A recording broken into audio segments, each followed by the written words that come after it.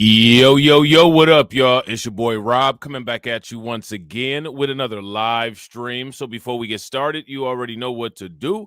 If you're not subscribed to the channel, make sure you hit the bell icon twice. Smash the like button, share this video out to all of your followers, and let's get it cracking. All right. So shout out to everybody who is in the building early. I appreciate each and every one of you. If you guys can hear me okay and everything looks good on the screen, please give me a thumbs up or a radiation emoji in the chat. If you cannot hear me or things are looking or sounding bad, please give me a thumbs down. While you guys are doing that, I'm going to shout out everybody who's in the building early, all right? Hopefully, some of the people that commented earlier, hopefully y'all still here and awake. I see Brooklyn Queen is. Shout out to Brooklyn Queen. Make sure y'all show Brooklyn Queen some love for being a mod extraordinaire. Same with my man DeAndre. Definitely appreciate it. All right. Shout out to Brooklyn Queen. Shout out to my man Carlton Way. Shout out to Jesse. Make sure y'all show Jesse some love and go show his channel some support. All right. Shout out to Casey Malone. It's good to see you, bro. Shout out to DeAndre. All right. And shout out to everybody who has not commented yet.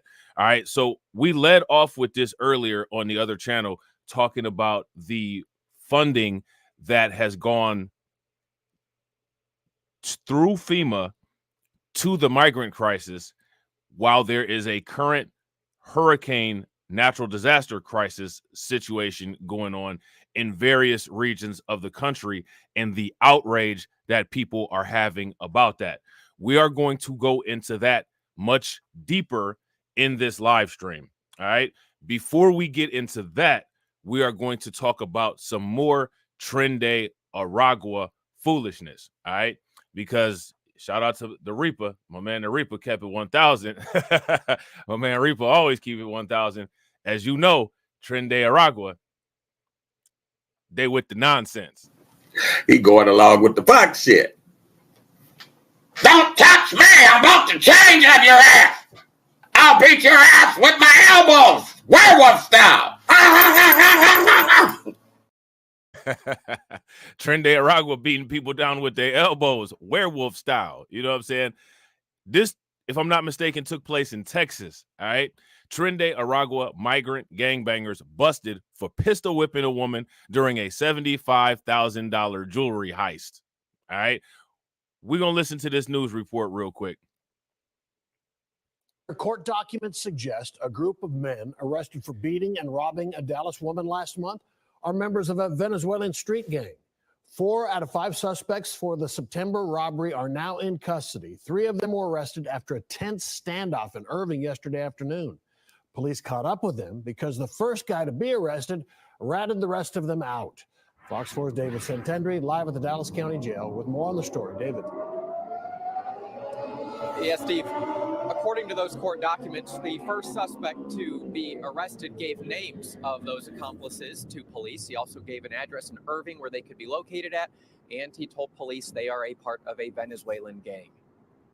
4 men arrested for allegedly beating a woman, tying her up, and robbing her inside her Northwest Dallas home on September 21st are believed to be connected to a Venezuelan gang, according to newly obtained arrest warrants. The robbery was reported by a woman who neighbors say lives alone at a home near the Dallas North Tollway and Lover's Lane. The woman told police she was approached as she got out of her vehicle and forced into her home at gunpoint. She was hit on her head with a gun and tied up. The suspects used Google Translate to communicate. The men threatened to cut off. Hey, that's got to be crazy. Could you imagine getting robbed and the people that's robbing you, they got to use Google Translate to commit the robbery? That's crazy.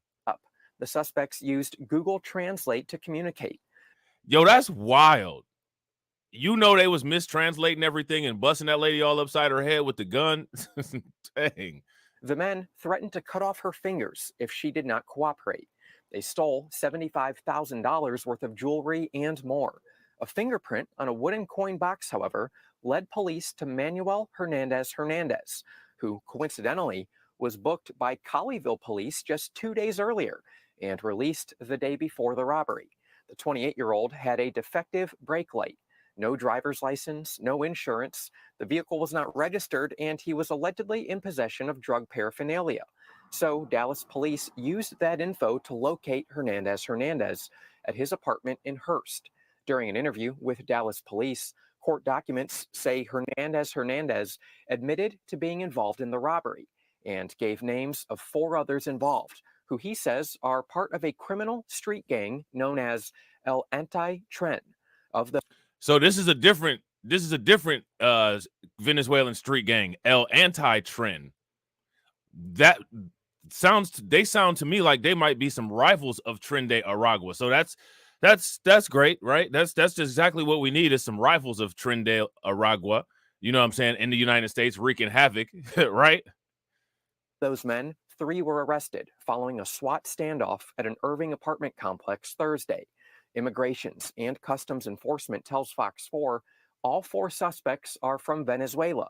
All now have immigration holds, according to Dallas County Jail records, keeping them from being released on bond until ICE can determine next steps. Dallas Police Department remains very tight-lipped about this investigation. It's not doing any interviews. We have no information on that final suspect who appears to still be out there, and we still do not know why or how this woman was targeted. So there's that. All right. And we're going to take a look at another video involving this. And if I'm not mistaken, this other video that's involving this highlights this standoff that they were in with the police, which again is just completely crazy. Now we got to ask this question, right? Who's responsible for this issue with Tren de Aragua that we have, and now this El Anti-Tren that we have out here? Dallas police say this man, Wilmer Colmenares, is the leader of a group from Venezuela operating in Dallas. Dallas police's fugitive unit went to an apartment complex in Irving Thursday to arrest him, but police say he barricaded himself.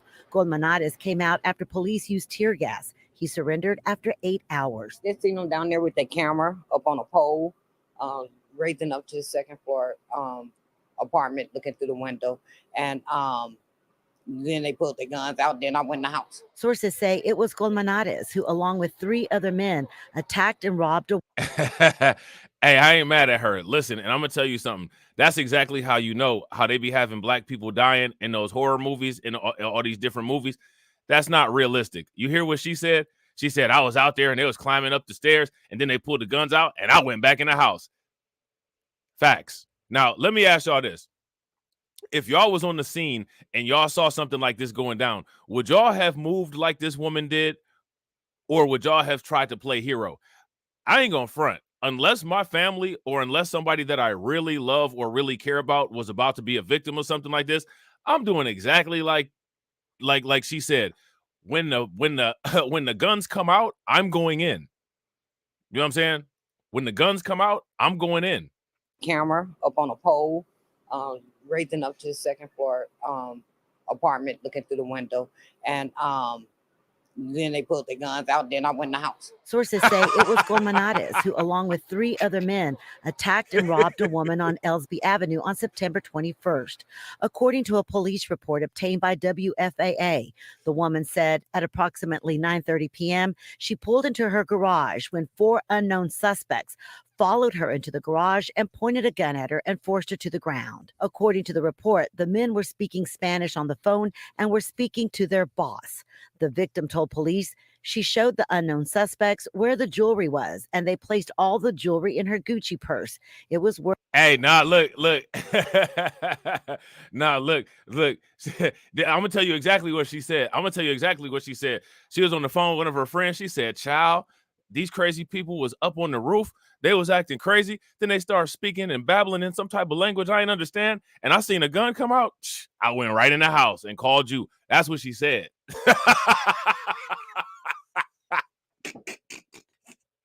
That's exactly what she said.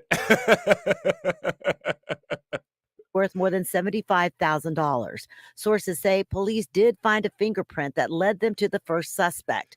That suspect cooperated with police, giving them the names of the other men involved, including Colmenares. Police sources say the victim was randomly selected, that the men were driving around looking for a victim. DPD is trying to determine if those suspects were involved in any other crimes. In Dallas, I'm Rebecca Lopez.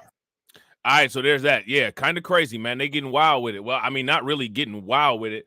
They have actually always been very wild with it, but that's a different gang. That is not Trinde Aragua. You know what I'm saying? So the New York Post was a little bit inaccurate in their information that they had. So we're about to take a look at a couple videos and look at a couple articles. Y'all know how we do. We're going to take a look at what Sky News has to say here, because they are criticizing the funding for the flooding that the Biden and Harris administration has done under FEMA. Now, you guys saw that there was a recent announcement that the Biden-Harris administration has a couple $100 million for people in Lebanon, right? But they only gave $750 a pop, for what I understand as a total of $4 million, to the people who are dealing with the aftermath of Hurricane Helene. Kind of crazy, right? Again, if you ask me, that in itself should determine the results of the election. If you guys agree, give me a thumbs up. If you guys disagree, give me a thumbs down. Foreign money. How about some money going in the other direction here? Talking about the devastating Hurricane Helena, Kamala Harris has pledged $750 each to impacted individuals through the Federal Emergency Management Agency. First, have a look at this here. The federal relief and assistance that we have been providing has included FEMA providing $750 for folks who need immediate needs being met. Now, that's such a token amount, but it also comes as Homeland Security Secretary Alejandro Mayorkas has warned that the agency giving that money doesn't have enough money to make through hurricane season, which is interesting because, speaking of the money thing, FEMA has also allocated over $640 million in funds to, instead of go to citizens, to help resettle non-citizen migrants.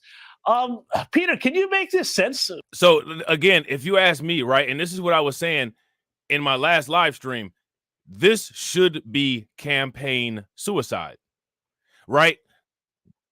This should absolutely be campaign suicide. For fiscal year 2024, the U.S. Department of Homeland Security will provide $640.9 million of available funds to enable non-federal entities to offset allowable costs incurred for services associated with non-citizen migrant arrivals in their communities. And now that there's a emergency going on here in the United States, various places in the United States, right? Probably more places in the future, because from what I understand, Hurricane Milton was supposed to hit landfall yesterday night, so it's probably going to cause even more destruction. Alejandro Mayorkas said that there's no more funds available for hurricane season, but you see the United States federal government shelling out all of this money elsewhere. Now, mind you, this is during an election season, and Kamala Harris, who's the vice president now, is trying to become the president in the next, month or two? I don't think that she's going to win a popularity contest by doing this, which is exactly what the vote is a popularity contest. Shout out to DeAndre. DeAndre said Doug should exercise his pimp hand on Kamala for this foolishness. If y'all agree, with DeAndre, give me a thumbs up. If y'all disagree, give me a thumbs down. Peter, can you make this make sense for me? Well, I think it's all about political priorities, right? I mean, I'm old enough to remember when Hurricane Katrina hit New Orleans, the state of Louisiana, and there was outrage in the media because George W. Bush was perceived to be slow to respond to that crisis. Well, he was lightning quick compared to what we're getting out of this administration. Yeah, I don't think so. He was lightning quick with getting the National Guard down there to try to keep the people in those dangerous areas. But again, I want you guys to see the play here. You guys see the spin that they're trying to do? We can go back and get receipts about what went on during Hurricane Katrina. And the same way we showed that the New York Post headlined the wrong gang in that first article, we could definitely hit them up with facts on Hurricane Katrina if we need to go down that route. And it's a question of priority. And look, you have to ask the question. I don't know that there's any direct evidence of it right now, but you have to ask the question. When you look at the political composition of the counties and the areas that have been hit, Valdosta, Georgia, for example, the upper northwest quadrant of Georgia, the western part of North Carolina, those are all deep red Republican districts. Both Georgia and North Carolina are razor thin in the upcoming presidential election. And I have to tell you, there have been more Machiavellian things in American political history than a presidency not wanting to see swift recovery, because if there's swift recovery, logistics are moving in those areas, those people can vote in force. As it stands right now, voter turnout in those regions is going to drop off significantly because people simply can't get to polling places. And, honestly, I hate to be that cynical, but you have to wonder if that's not a factor in the slowness of this response. Now, if you ask me, that doesn't make any sense, because if those states are razor thin, then they would want to cater to those people. And also, as a result of catering to those people, use the fact that they cater to those people to say, see, this is what the government will do for you. Now come out and vote for us. And because you've dealt with a natural disaster, we'll facilitate you all being able to vote. So I don't know if I necessarily agree with that theory. And I also don't agree with the theory of discrimination based on political party. I need to see some empirical evidence of that. Peter Schweitzer, shocking, cynical, but, these days it pays to be cynical sometimes. Thank you so much for your time. Really appreciate it. All right, so there's that. All right, so now next, what we're going to do is we are going to take a look at this video here that is asking the question, where is FEMA? Because as we know, again, the response to FEMA has been response from FEMA has been extremely slow. So we got to ask the question, well, why is the response so slow, and where are they? And again, let's also take a look at the response to the migrant crisis. Now, I want to ask you guys this question. From what you all know about the migrant crisis, has FEMA's response to migrant needs been faster than the response to the American citizens affected by these hurricanes needs? And again, this isn't the first disaster failure that the United States has shown during this administration. There was also the issue that took place in East Palestine, Ohio. You know what I'm saying? Let's bring in Florida Congressman Corey Mills, who is on the ground, busy conducting rescue missions in North Carolina, delivering aid and services to communities in need. I'm emotional because I opened my phone, Corey, Congressman, and somebody posted just now on Facebook asking for a flyby near two falls on Elk River because a woman's house was caught on a bridge and they haven't been able to find her. And so they want to fly by over the river there, the falls there, hoping that they can find her alive. But that's what's happening there. And so just tell us what you've seen and what you've been able to do. So, yeah, Dick, I appreciate you guys covering this. Unfortunately, we're so concerned with everything that goes overseas that we forget about the American people at home, the way we did Maui and the way we did when it came to Ohio with Palestine. So we need to start thinking about America, and that's what we're here to do. So in the last 2 days. Yeah, and I forgot all about Maui, but that's true. How many people remember that volcano in Maui? Let me ask you guys this question. How do you all think that the United States handled that? Did they do a good job with that? Did they show competency with that, or did they show incompetency? Let me know. Yesterday, we delivered almost 4,000 pounds of water, non-perishables, diapers, wipes, other things to Asheville, North Carolina. We did a couple of actual drops yesterday to hard-hit areas, and today we resupplied, went into Bernardsville, conducted a search and rescue operation in a couple of locations. I did a hoist operation where we were able to rescue an 83-year-old, today, his birthday, elderly gentleman who was showing heart attack-like symptoms that we pulled out of Bailey and sent over to Johnson City to get them out.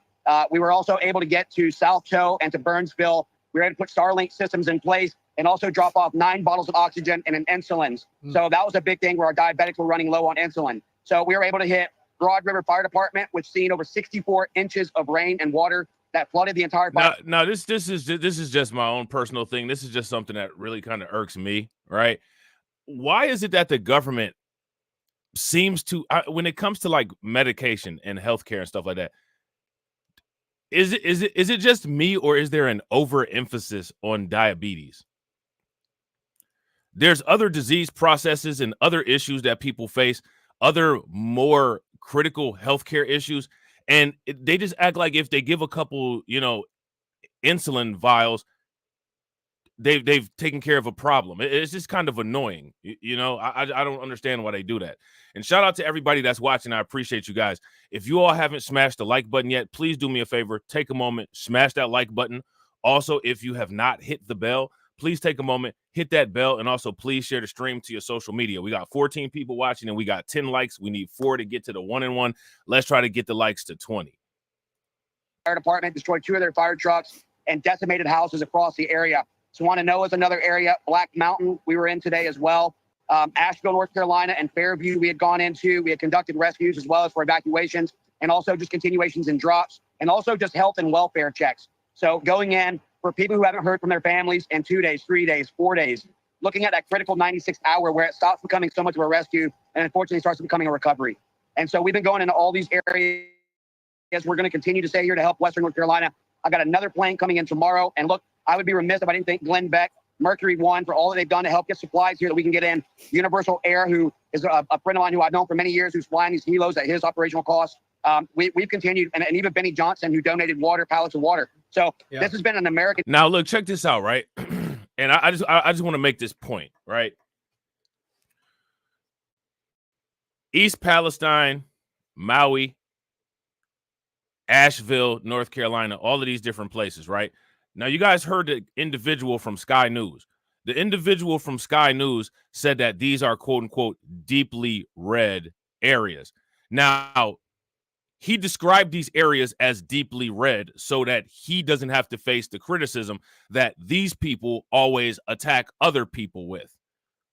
Well, quote unquote, why did you bring race into it? If you ask me, we need to expand the language to be able to counter that by just simply saying, why did you bring color into it at all? We're going to negate your point of you with your political babble by saying, why did you bring color into it at all? So if we say it's majority black places that are getting these migrant deliveries, well, when somebody says, well, it's a majority red area that's getting neglected by the government, well, why did you bring color into it? We're all American. See, we can hit them back with that same nonsense, right? However, the point that I'm going to make here is this. Did you guys see how this Florida congressman said that, quote unquote, Glenn Beck? You guys know Glenn Beck is an individual that's a conservative content creator. He's got a large, very successful network of conservative media. He's the guy that runs Blaze, right? He done well for himself with his media content, creating media for his given audience, right? He's one of the people that's providing aid for these areas. Now, I'm saying that to say this. These are the children of America here, right? These are America's favorited children. These are what they call, quote unquote, heritage Americans. That's what the Heritage Foundation creates their think tank proposals for, benefiting these people. Look at how the United States treats them. Shout out to Outkast from back in the day, right? I can't remember what song it was that Outkast made when they said, look at what they do to each other. If they do that to each other, what they think they're going to do to you. Now, that's a fact, right? Because these very same people with this situation, they could make videos that sound a lot like us. They're not going to be like us, right? But they're going to make videos that sound like us. $1 billion for the migrants and none for Appalachian Americans. I mean, that would apply right now. Why am I saying that? I'm not saying that to downplay any issues that we got. What I'm saying is this. This is one of the reasons why we got to have extra political means of being able to fund and sustain our survival, because the government is not reliable. The government is not even willing at this point to do what's necessary to take care of its own children. These are the descendants of the United States government. These are the heritage Americans. And as you can see, they got left out to dry, or should I say left to a watery grave. if they're leaving the favorited people to a watery grave, what they gonna think? What you think they're gonna do to us who have been deemed the throwaways? That's my question, and I think that that's what people should take away from this, and that's one of the reasons why we got to create value chains with a lot of wealth and people who got their mind right, money right, and are on the right program to be able to step in and handle business when the government is being neglectful or incompetent. That's one of the reasons why I advocate so heavily for business networks, value chains, and extra political means, because as you can see, people getting left out to dry. And these are the people that get served first in any situation. You know what I'm saying? Shout out to Blue Electric. What's good with it, Blue? And shout out to AW1. What's good with it? So if the government is leaving these people out to dry, just imagine, say, for instance, if this had to happen in Chicago or something. Say, for instance, if this had to happen in St. Louis, what do y'all think would have happened? An issue that Americans have come to, but where is FEMA and where is the federal government? We need to step up and do what is necessary to help the people of Western North Carolina, not let them be forgotten like Maui and Palestine, Ohio. Of course, that's a good point. I think what's happening right now is what America is built on: neighbors helping neighbors. We stand up. We don't rely on our government to step in and give us assistance. I don't know if you're going to come back here. And as far as neighbors helping neighbors, again, he's right? He's right. Now, in this capacity, in this context, you know, they talking about them people over there, right? But again, it's not like nothing can be taken from that message, because that message should be applied. I don't disagree with the message. We know that they're going to be stingy. And when they talk about take care of the neighbors, they talking about take care of the neighbors that got the same jersey on, right? But don't mean that we can't do that as well. You know what I'm saying? Shout out to Blue Electric. Blue Electric said, I was watching Sabby Sabs and she pointed out the same thing. Yeah, shout out to Sabby Sabs. I like her channel. Sometimes I disagree with what she say, but I think she do a good job with her content. You know what I'm saying? Sometimes she be, you know what I'm saying? I'd be like, really, Sabby Sabs? But she's one of the YouTube content creators. I look at Sabby Sabs like Tim Black. I don't think that Sabby Sabs and Tim Black get enough support. I think that they're really good content creators, and I actually think that they really got their hearts in the right place. And you know, it would be nice to see them have, you know, a lot of success on YouTube. You know what I'm saying, Corey? But I want you to talk about, if you can, Corey, if you're still there, what kind of response have you seen from FEMA? If you're still there, and if you're gone, well, it looks like we've lost Corey Mills, but I wanted to ask him, what kind of response have we seen from FEMA? Again, Americans are stepping up. They're delivering the aid to those in need. Oh, he's back. Corey, you're back now. I want to ask you about what you've seen from FEMA on the ground. And I know that Americans are helping out right now, but is FEMA leading the effort? Are you seeing them on the ground delivering aid, or is this on the backs of the American citizenry? No, actually, the American people are the ones who are leading the efforts. And so this is what people should understand from this particular situation. This is what people should understand from this particular situation. If you live in an area that can be prone to natural disasters, or if there's a terrorist attack or a military issue or whatever, right? Some type of unforeseen event that occurs, the government time after time is proving that they're, one, incompetent, and for two, they're not going to save you. So I'm going to ask you guys this question. There's another tropical storm, again, that's supposed to become a hurricane called Hurricane Milton, right? But as we know, that's not going to be the last.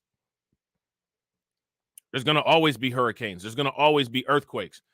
Yellowstone, the Yellowstone volcano could, you know what I'm saying, explode at any minute, putting nuclear ash all over the United States. We could have an attack. There could be a cyber attack. The grid could go down. All type of some scenarios could occur that would require an emergency plan, right? Here's my question.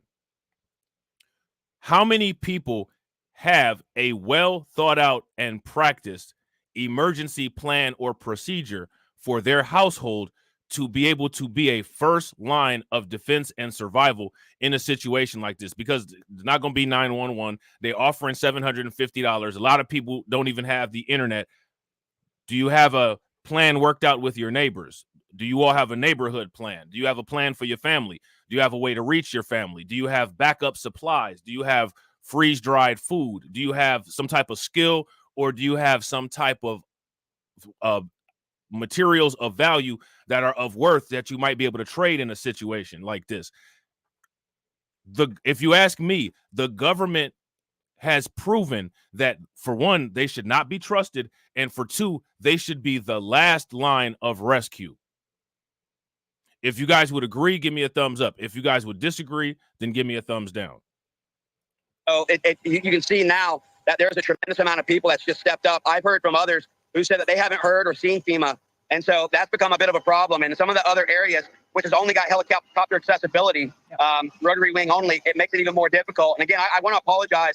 Background noise and everything. We just landed to refuel. We're going to try and go back up and go out. But yeah, I haven't seen FEMA the entire time. And I've talked to many of the fire departments, and they've had very little communication with them as well. Well, maybe FEMA. Now, I got a question for you guys. In this type of situation, one of the things that you will probably have to deal with is there will be either rationed or no fresh water available to drink or do whatever it is that you might need to do with fresh water. Do people know how to purify the water? Here's a better question. Do people know how to create a fire without any matches or a lighter? These are all things that will be valuable skills, right? Because in this type of situation, for the most part, society breaks down to like a post-apocalyptic Walking Dead barter system type thing. So you might have a skill or you might have something that somebody needs, and as long as those people have not gotten to the point where they've degenerated into violence as a means of survival, because that can happen if this is a prolonged situation, which is something that you got to be careful of, right? Then you might be able to barter your skill, or you might be able to barter whatever you have in excess of in order to get whatever it is that you need. So there should be a basic level of survival. Now, this is what I was talking about a long time ago, right? Shout out to my man Izzy. I haven't chopped it up with Izzy in a long time. Me and Izzy got to get back together and, you know what I'm saying, chop it up and do some content and stuff like that. But we were talking about how a lot of times when it comes to quote unquote particular people, the vacations that they take are literally survival practice. The vacations that they take are literally basic training. They do basic training things in their spare time, like quote unquote hunt and fish. Those are valuable skills that could be of assistance in a situation like this. So now, you know, when people say, oh, do you fish? Do you hike? Do you go out in the wilderness? Do you do X, Y, Z? And people are like, nah, I don't really do all that. I don't do that. In a situation like this, your vacation skills can help you stay alive. Everybody should know basic life support. You should be able to, if somebody is choking, be able to help them to not choke anymore. You know what I'm saying? You should be able to do CPR if there's an issue with somebody's heart stopping or no circulation. A lot of times these type of situations cause those type of things to occur. They sitting up there talking about insulin. I think if I'm not mistaken, epinephrine is a lot more expensive than epinephrine. I saw something on the news that said as a result of this, they're expecting a lot of increased bee stings and bee issues. A lot of people are allergic to bees. So if this does cause some type of bee issue, oh, hopefully they got some epinephrine down there. Insulin ain't going to help you with a bee sting. You know what I'm saying? FEMA should be less concerned about DEI, which is the number one priority of FEMA, and more concerned about delivering aid during crises like what's going on. So now again, so they're going to, as you guys hear, the issue with FEMA, as the issue is with everything, the issue is DEI. It's DEI. Now, isn't it interesting? When it came to Hurricane Katrina, DEI wasn't an issue.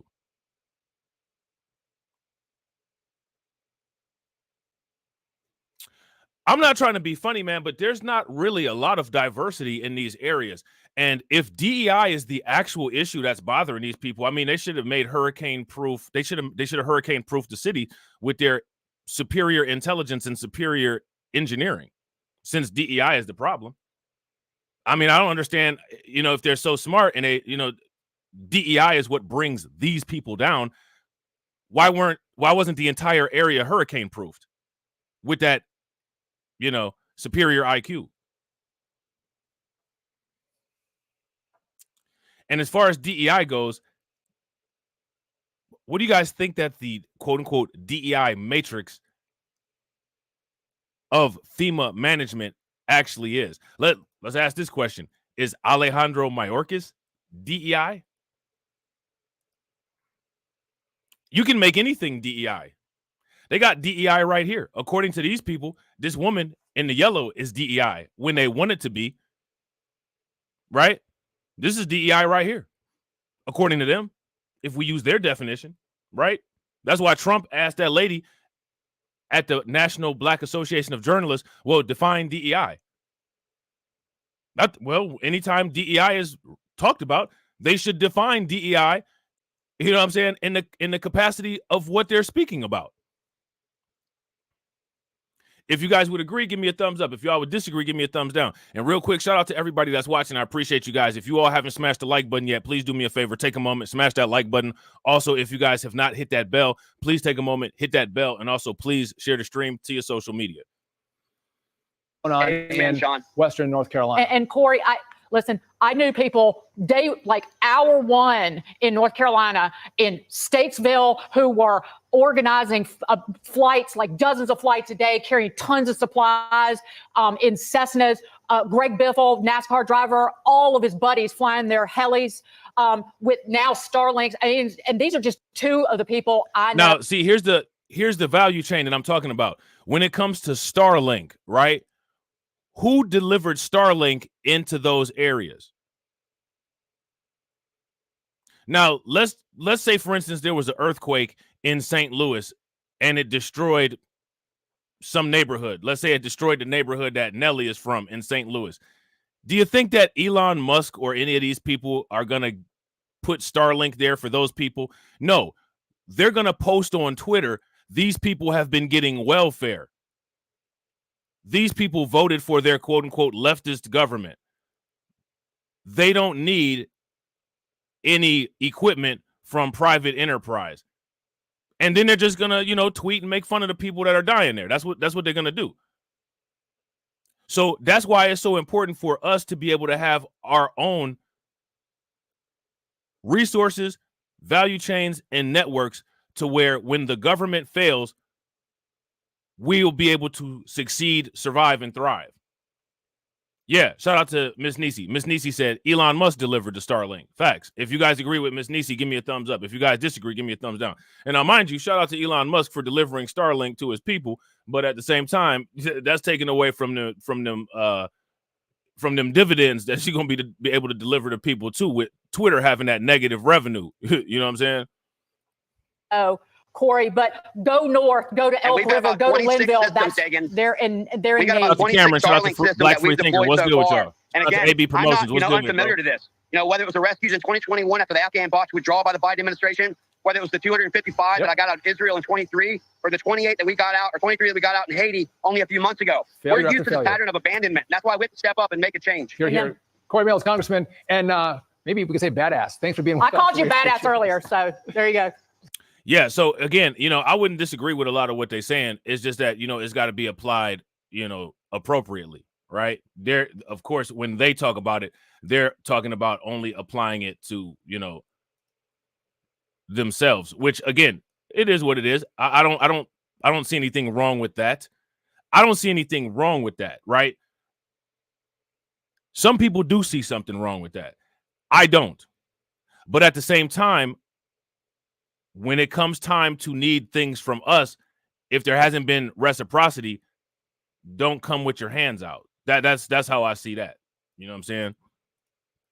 As Sarah Marino, resident of Arden, North Carolina. Sarah, I'm so sorry for everything that you and your friends and your family have gone through. Describe for us, this is not about politics, this is about shout out to Shatira. What's good with it, Shatira? Facts. How would you describe the government response in your area? Yes, ma'am, and thank you for having me on. And just want to shout, my mom loves your show, watches you every night, so she's very excited about this. But this is not about me. Obviously, I think from day one, the things that we were experiencing, I think after 2 or 3 days, we were like, no power, no water. Like, what are we supposed to do? We're going to have to go out there and look for ourselves. My neighborhood wasn't hit super hard. I did have some damage to my home, but I mean, even still, I think people should have access to an MRE or a case of water from, hopefully FEMA or the Guard. I think they should be out there distributing those resources. And I'm not seeing that. And I'm not hearing that that's happening. So I just, I understand the gravity. Little by little, I think we're understanding how devastating this has been.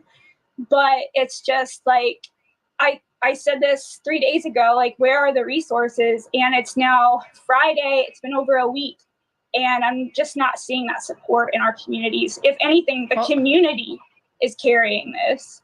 Well, they're as Americans do, Americans step in the breach and they get it done. But Sarah, President Biden did speak out. He was asked the question of, what else do these communities need? Watch the exchange. What do the states in the storm zone need, Mr. President? Okay. What are the states in the storm zone? What do they need after what you saw today? Oh, in the storm zone? Yes, sir. I'm wondering what storm you're talking about. They're getting everything they need. And they're happy across the board. First of all, I said, what storm are you talking about? Then he said, they're very happy. How does that sit with the people of your area, you think? Hey, did y'all see Biden? I have not seen that clip. Hold on real quick, man. Did y'all see Biden? He said, what storm? He said, what storm? Again, campaign suicide. How do you, Ricky Smiley and all of these people, Slim Thug and all that. I mean, how do you justify this? How do you justify this?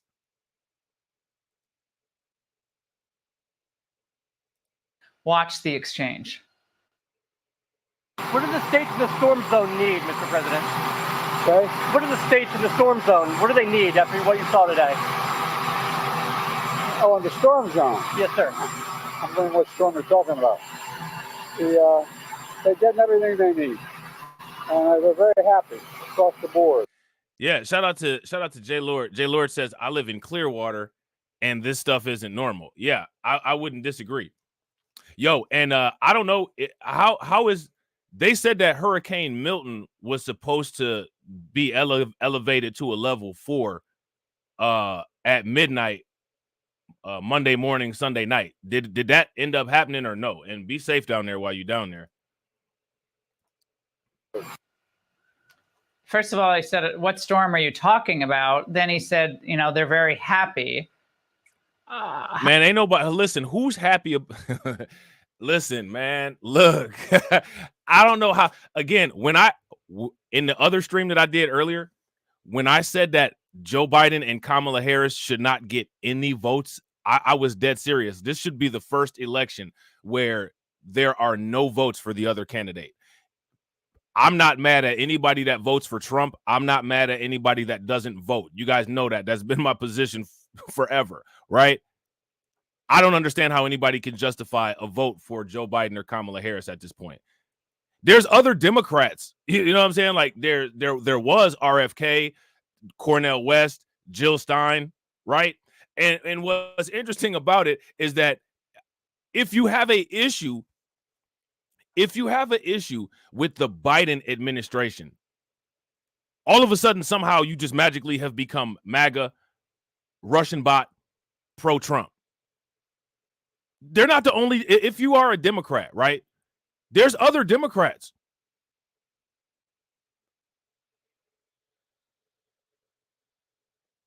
But all of a sudden, if you say don't support Joe Biden or don't support Kamala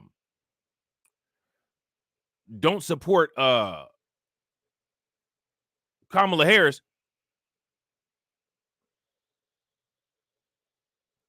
you know what I mean? Then all of a sudden you're pro-Trump. Yeah, shout out to Shatera. It's a false dichotomy. And yeah, that you're right, Black Freethinker. That's actually true. That's more accurate than what I said. You know what I'm saying? Black Freethinker said West and Stein aren't Democrats. They're too far left to be a part of that centrist party. Yeah, you're absolutely right. That's more accurate than what I said. Big facts. Now, shout out to J Lord. J Lord said, there are channels everywhere saying God is doing this because of slavery, laughing at the White Death. Well, I'll tell you like this, right? As people know, I'm not into the religion thing, right? However, I would tell you this: go do your research about sundown towns and those areas.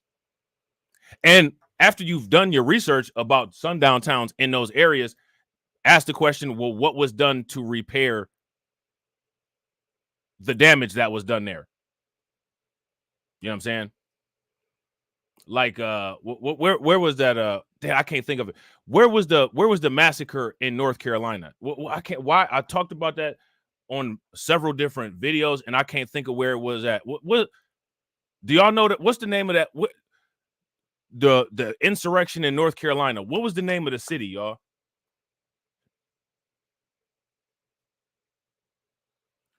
Shout out to AW1. AW1 said, "Yo, Rob, Michael Eric Dyson would be mad about."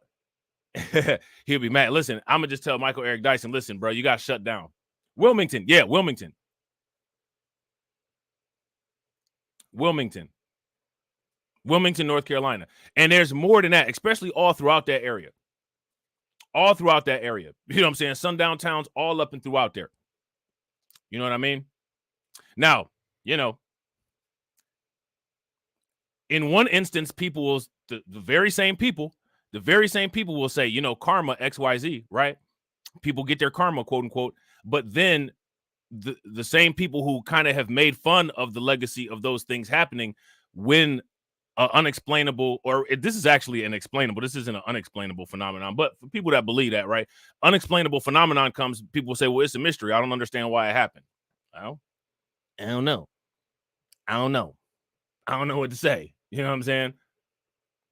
Shout out to Casey. Casey said, I'm 2 hours away from a sundown town. Yo, be careful. How many people have seen the videos of the truckers who said, the truckers say that they won't even drive through those areas because of the way that, you know, the people get down there? You know what I mean?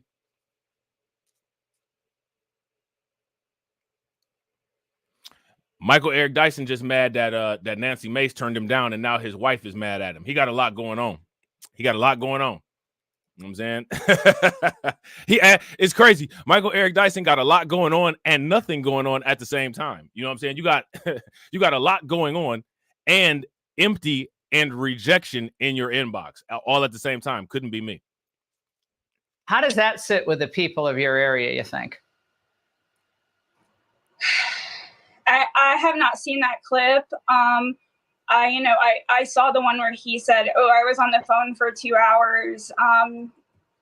Good for you, I guess. But, you know. So here go my question. You say that these people aren't a part of the injustice. How are they not a part of the injustice?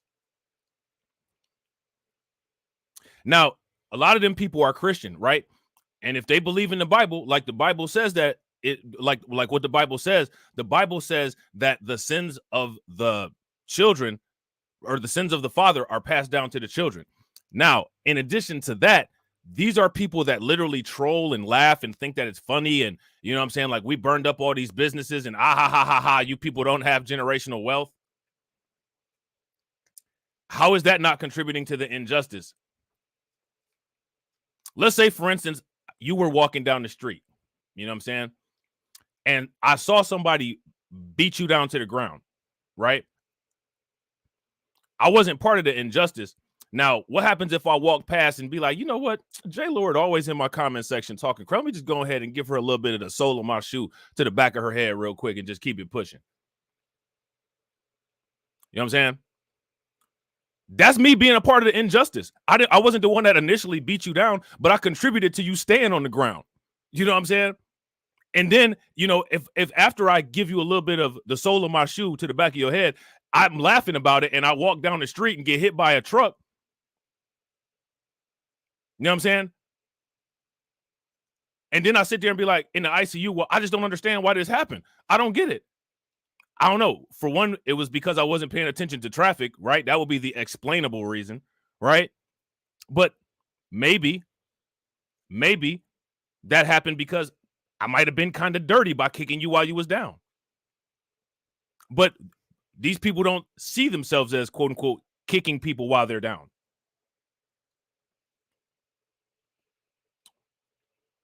Who?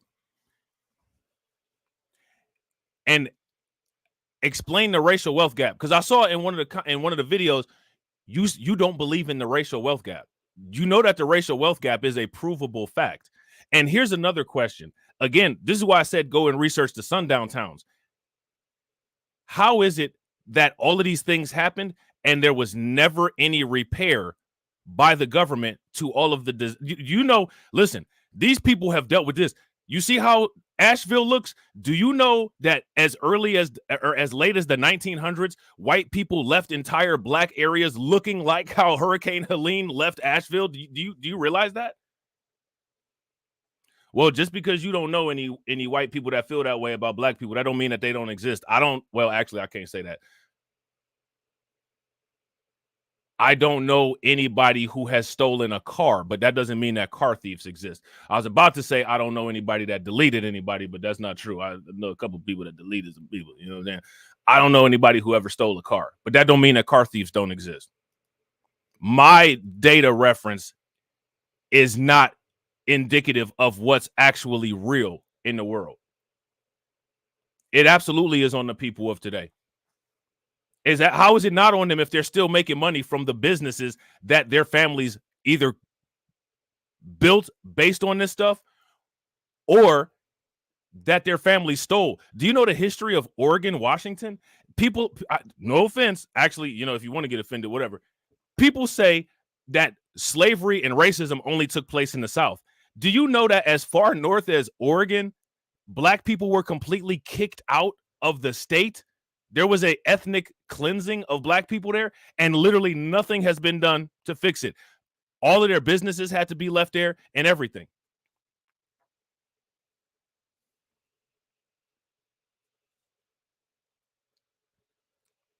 And it's just okay. Look at Tulsa, Oklahoma.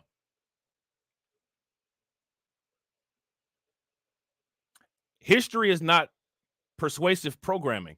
Persuasive programming is don't talk about these issues and they'll go away. Here's the reality of it. If you don't talk about these issues, people will try to act like they didn't occur.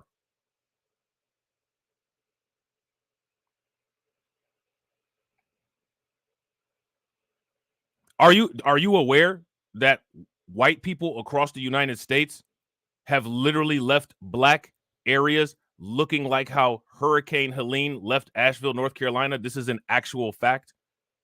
Do you want to see pictures?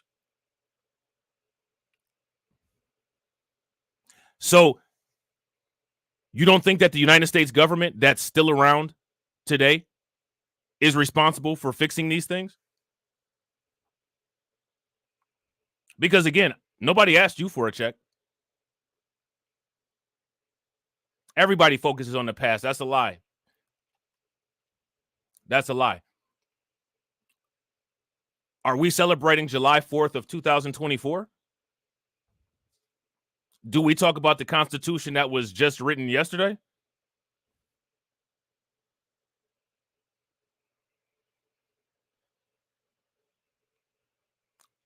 Religion is based on the past. You celebrate Jesus' birthday. Was that last year? Was he a newborn?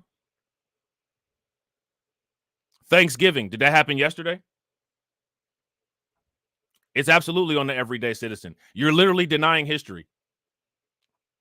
And you're also saying that if a certain group of people gets harmed, then it's just okay and we should just move past it. And nobody's moving past it. Look at this.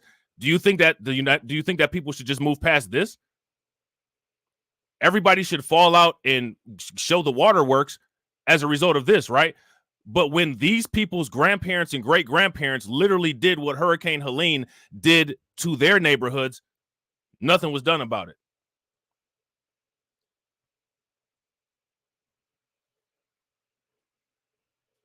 Do you know that in some of these areas, they still have city names and natural geographical names that are based on things that were done to people. They got Dead Negro Holler and Dead Negro Bridge all up and throughout Appalachia.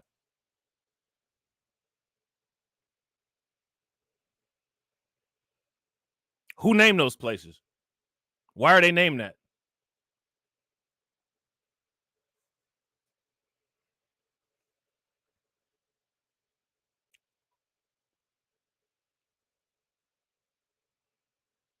Why do we still talk about 9/11?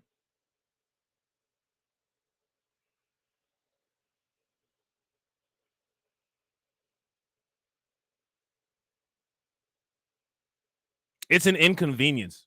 You know what I'm saying? This is what people need to understand. There is a whole group of people in the United States that believe that you breathing oxygen and drinking water is an inconvenience.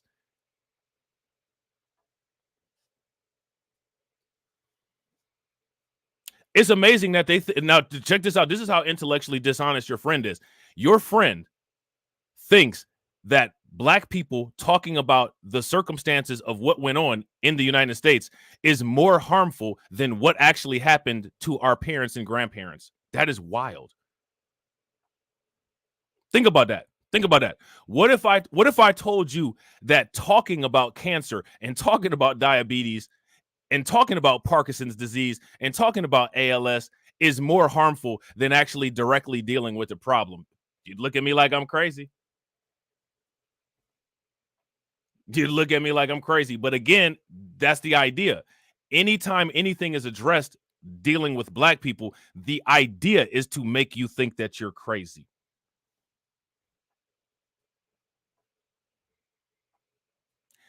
And again,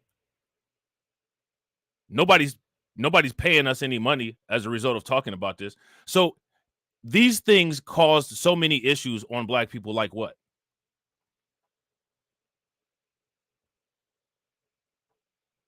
Have they increased sickle cell occurrences? Have they caused more people to have heart attacks?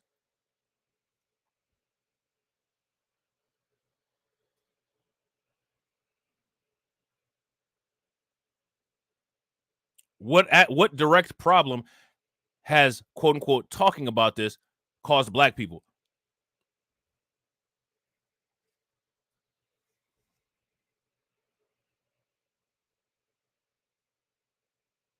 Yeah, actually it is. Do you know where disease in your body comes from? Disease in your body comes from the past. It comes from the past generations. Disease in your body gets passed down genetically from generations of your family. Yeah. It's exactly like that. You're more likely to have heart disease if the people in the past in your family had heart disease. That's why it's called a medical history. Your medical history, in most cases, is an accurate predecessor of your medical future.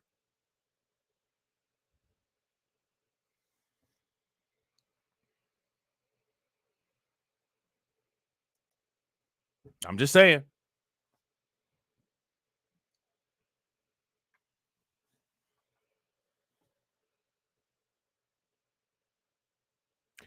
And this is a perfect example right here of why I tell people you're not going to get anything through politics. You're not going to get anything through politics. You could provide all of the logic in the world. None of it matters. None of it matters. Let me ask you this. If you get into a car accident, do you think that sitting there exchanging insurance information and talking about the details of the accident with driver number 2 and the police, do you think that that's just an inconvenience, or should you just move on? I mean, should you just, if your car is drivable, just go ahead and drive away?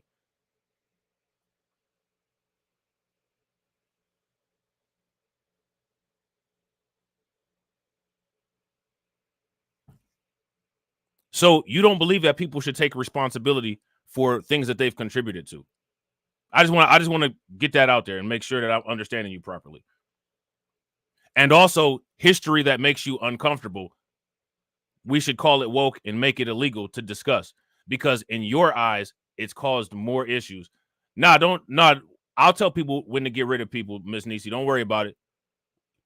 Because in reality, say for instance, if we were having a conversation somewhere, we can't just mod or mute somebody. You know what I'm saying? So it's all good. She ain't done nothing to get modded or muted. You know what I'm saying? Ain't nobody getting doxxed. Ain't nobody getting called no names or nothing like that. You know what I'm saying? This is just the reality, though. This is what people should pay attention to. And the reason why is because, say you got a coworker or you got a neighbor like this. You can't just mute them.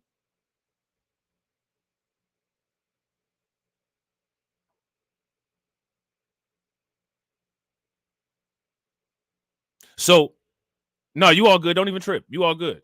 So, here go the thing, right? These people like this have less of a regard for your human life or your human existence. If you get harmed, you should just move past it. If the police delete you, it's your fault. Even if it's not. This is the same type of logic why the NRA did not say anything about the deletion of Philando Castile.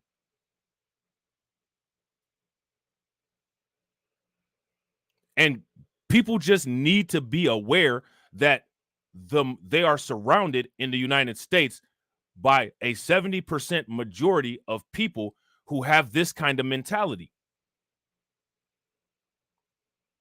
This exact kind of mentality was used during Hurricane Katrina.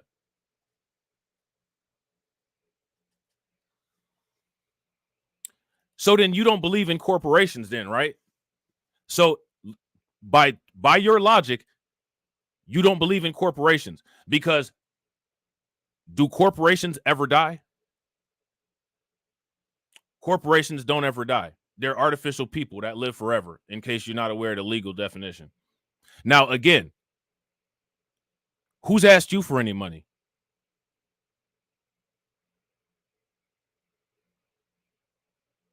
You don't think that the United States, actually, right? If you ask me, private citizens absolutely should be responsible, right? But in reality, it would be very hard to legally prove that unless those people could be tied to a business. The United States government is responsible. Nobody asked, are you an employee of the government? Nobody asked you for any money. Any white person that's outraged about any type of recompense that's due to black people as a result of what the United States did, nobody asked any of you all for money. I mean, I'm not trying to be funny, but like, look at Asheville. We know that you guys can't afford it anyway. You know what I'm saying?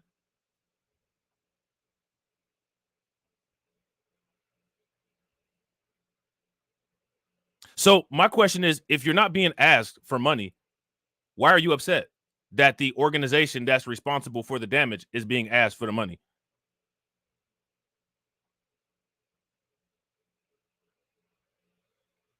Now, hundreds of years ago, do you feel that way about the people down in Tulsa, Oklahoma? Because some of those people happen to survive their 100 years.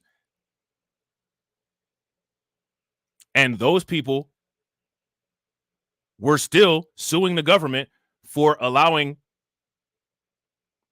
Hurricane Patriot to come through there and burn up the entire city. And guess what? The laws said nope. So do you think that because she outlived all of the people that harmed her, and because 100 years is outside of your acceptable time frame, that the same entity, the Oklahoma government and the United States federal government, they're not liable for that damage? We got to apply the logic the same all over the place. You know what I'm saying? Jersey Tomato says, take care of your own. Do not depend on anyone but yourself. I wouldn't disagree with that. I agree with that 100%. So we gotta ask these questions. You know what I'm saying? We got to ask these questions. They still got a situation going on in Flint with the water. Who cares, right? Same with Jackson, Mississippi. Who cares? They need to get past it. Nobody's stopping them from buying, bottled water, right? I mean, it just really, you You know what I'm saying? Make it make sense. Here's the thing. It's not supposed to make sense.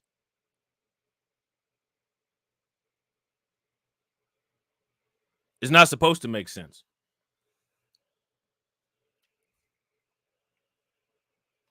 If there's if you're working at a corporation and this corporation not only is guilty of EPA violations where they contaminated an entire geography, but the CEO is also guilty of insider trading, that company is going to get sued, possibly fined and prosecuted.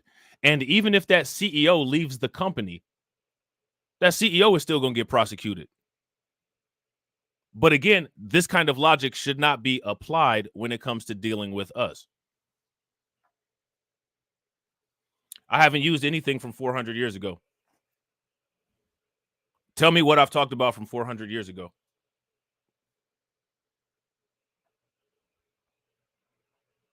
The only thing that I talked about from 400 years ago was the 4th of July.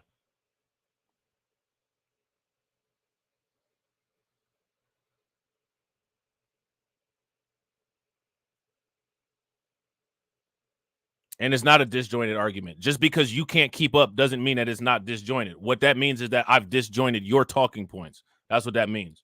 You ever seen an arm get broken? That's what happened to your talking points. Now, tell me what injustice that I talked about from 400 years ago.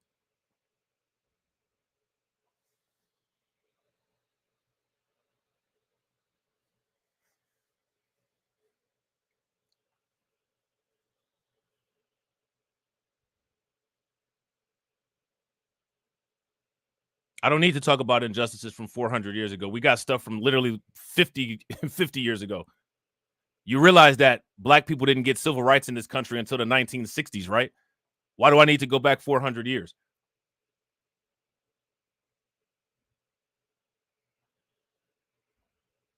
It's a huge resume. I only need to use the first 2 or 3 lines.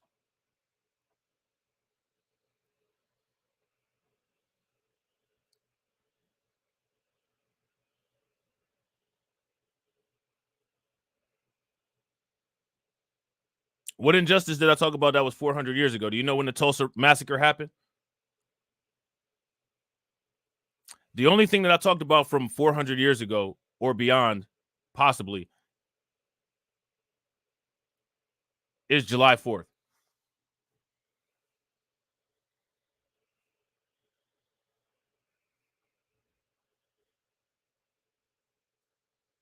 What did I talk about that was 400 years ago?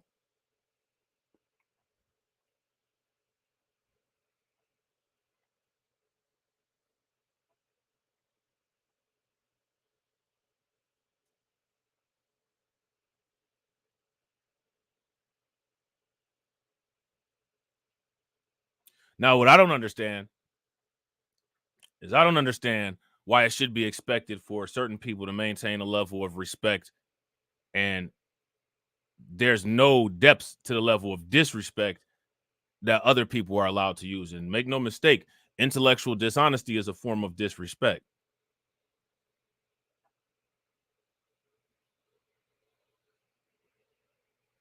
So I want to know what I talked about that was from 400 years ago before we move on.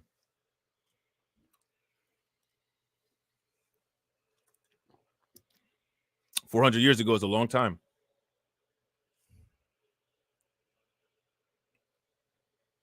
I'm talking about what I'm talking about. Yeah, and see, that's what happens. A lot of people get lumped. You don't like getting lumped with slave owners. Don't lump me with other people. Please. Thank you. Oh, it's just like this is the man who's running this country, like, and he's saying like, oh, you know, what storm? While people are floating down the Shenandoah River, like, it's baffling to me and insane to me. And what's even worse is I believe, you know, I have a background in journalism. I was a journalist for a few years. I don't take 50 years and 60 years is a long time. It's a long. So anything that's greater than 50 or 60 years is outside of the statute of limitations, right? So, you know, any of those people, like, let's say, for instance, I don't know if you are aware, but in Serbia, they're suing the United States for dropping missiles and creating radiation that has harmed a bunch of people, right?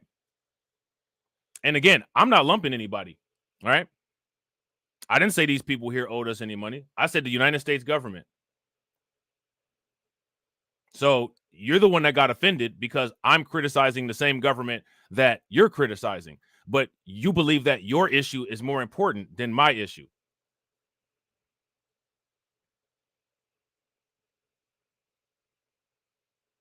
Which is bizarre.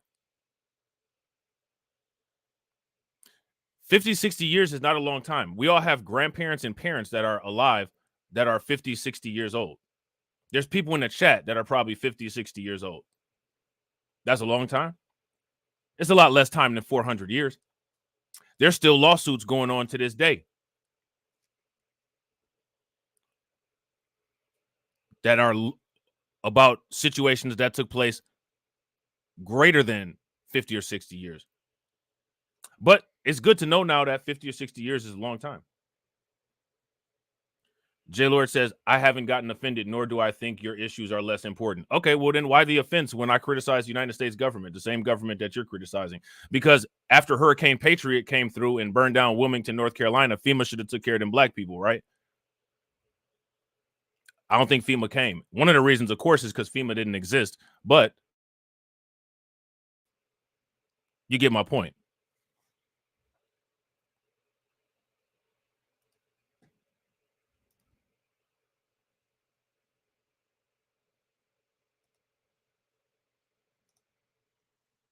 Information that I don't believe is credible. And but you're living this, Sarah. Sarah, you're living that. Your family or friends are living this. I know you've managed to get to a place where you can rest and you can stay.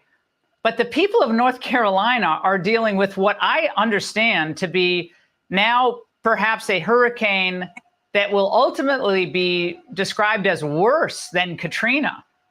And yet it seems like the attitude toward these counties and these people, you know, it's serious. It got more serious when the complaints came in. But I'm worried we're going to have forgotten people here. Yeah, I wouldn't disagree with Jersey Tomato. Jersey Tomato says folks are blaming immigrants. Now, here's the thing, right? As far as the quote unquote blame of immigrants, I don't think that anybody is quote unquote blaming immigrants. I don't think that that's what's happening.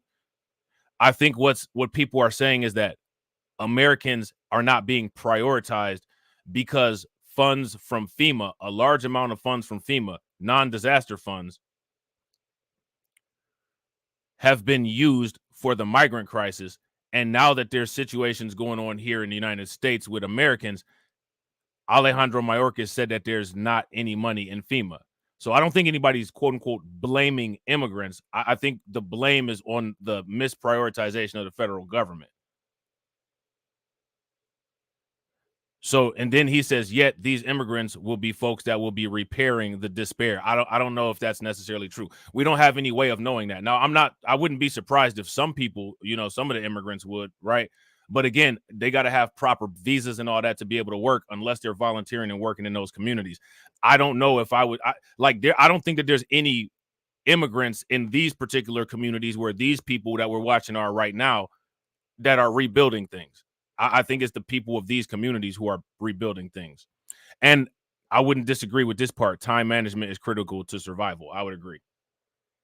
You know what I'm saying? Well, yeah, I would be. I don't know if you heard about that. They got them sandbags over there in Florida. I would go get some of them sandbags. Honestly, for real, I don't know what the rules and laws are, but I would actually try to get away from that area until the storm died down. You know what I'm saying? That would be what I would do.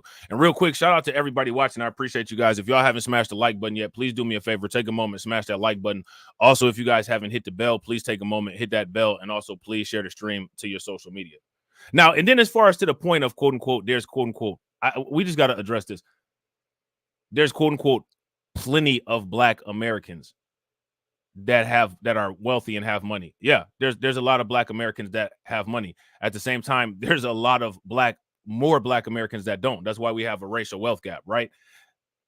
No one would use that logic in any other situation. Jeff Bezos and Elon Musk are white. So if I use that logic and apply that logic to this situation, well, Jeff Bezos and Elon Musk are white. So, I mean, who really cares about this? It sounds crazy.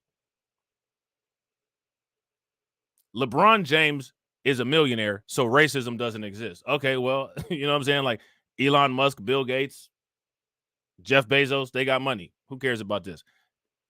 That logic makes no sense. But it's logic that's used, and people accept it. And I don't know why people accept it. It doesn't make any sense. In most cases, in basic math, it is said that outliers should not be used as norms, means, modes, or medians, right? Except for when it comes to you know what. You know what I'm saying? Shout out to Jersey Tomato. Jersey Tomato said like. Jersey Tomato said subscribed and left my DNA on the like. I appreciate you subscribing. We got to run the black light over that DNA. You know what I'm saying? Hopefully it's from the thumbs up. You know what I'm saying?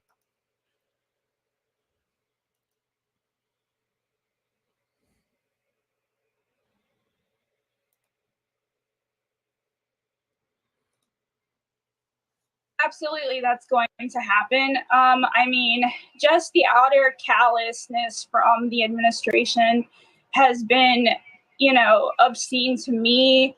Like going on TV and saying, oh, $750.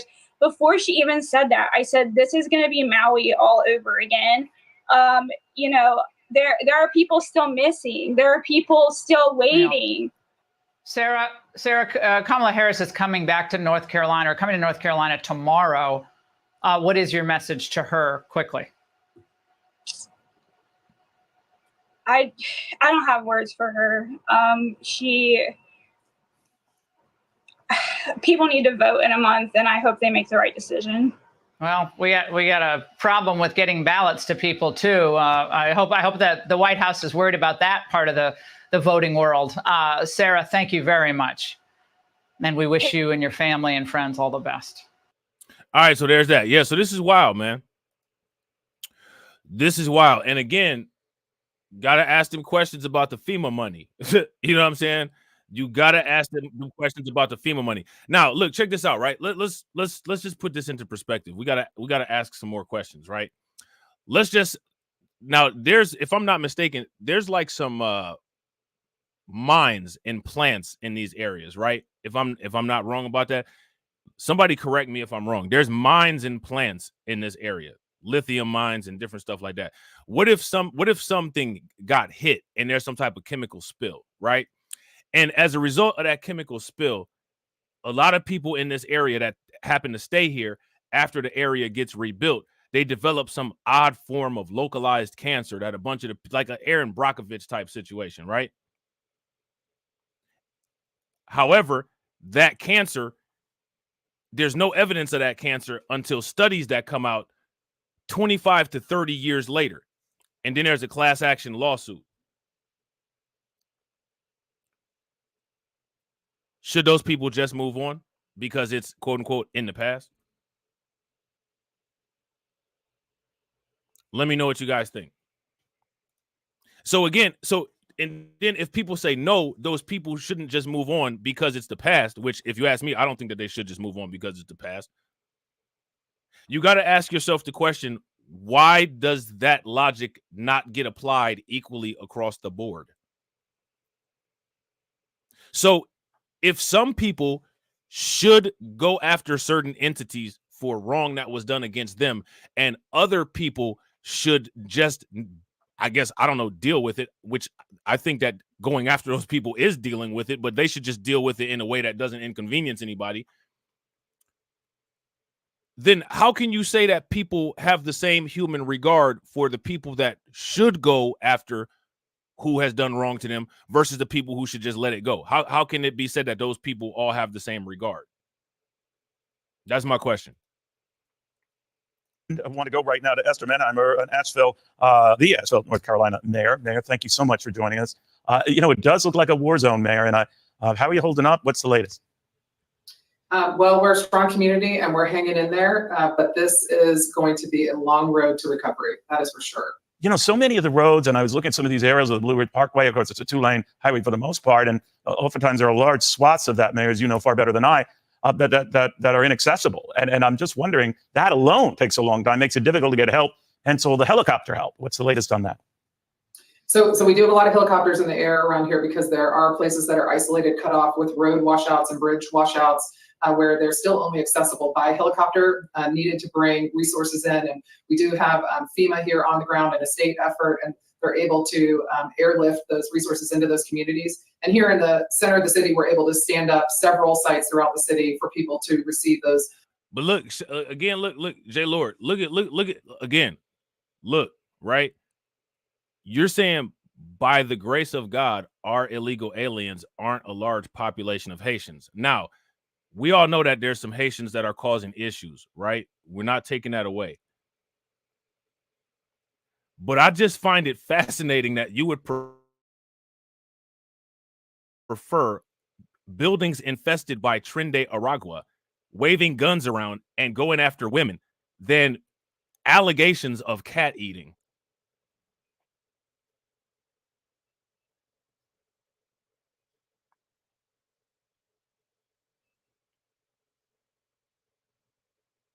Me personally, if I had to deal with an issue like that, I would rather deal with the people that are eating the cats, allegedly. I would rather not deal with a prison gang taking over abandoned buildings, building drug networks, human trafficking networks, and raping and trafficking women. I don't want to deal with that. Some cats disappear. Some cats disappear. Right? But I just think that is interesting. The Haitian migrants really see they again, the Haitian migrants really got people outside. Now here go the question. We got to ask the question, right?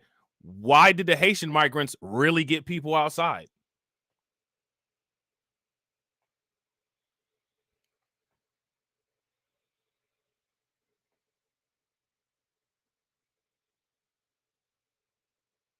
Now that's your idea. You say that Haitians are not ever wanted in any country. I don't know about that. I don't know how true that is.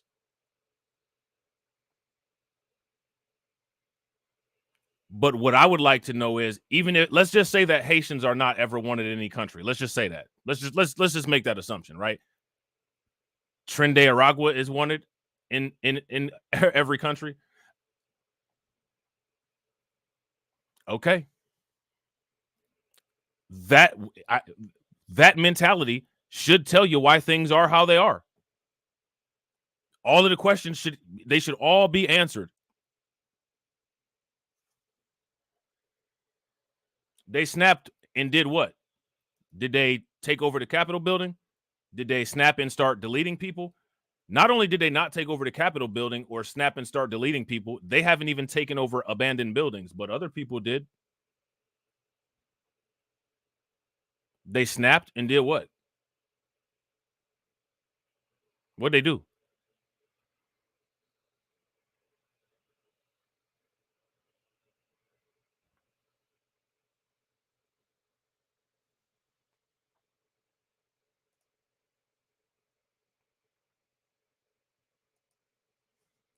J. Lord said a prison gang from Venezuela isn't wanted. Well, you didn't mention the prison gang. I mentioned the prison gang from Venezuela. You know what I'm saying? Really just life-sustaining support that we need right now, food, water, those kinds of resources, so that our folks that are here are able to continue to live in their homes if they have a home that's habitable. Yeah, and that's a very good What I'm saying is this.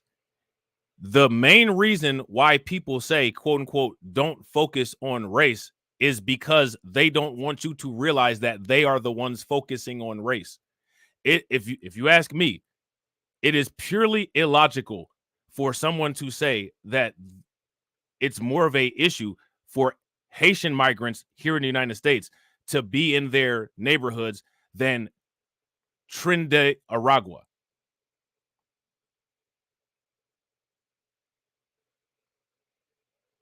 It's completely a lot. Based on what evidence?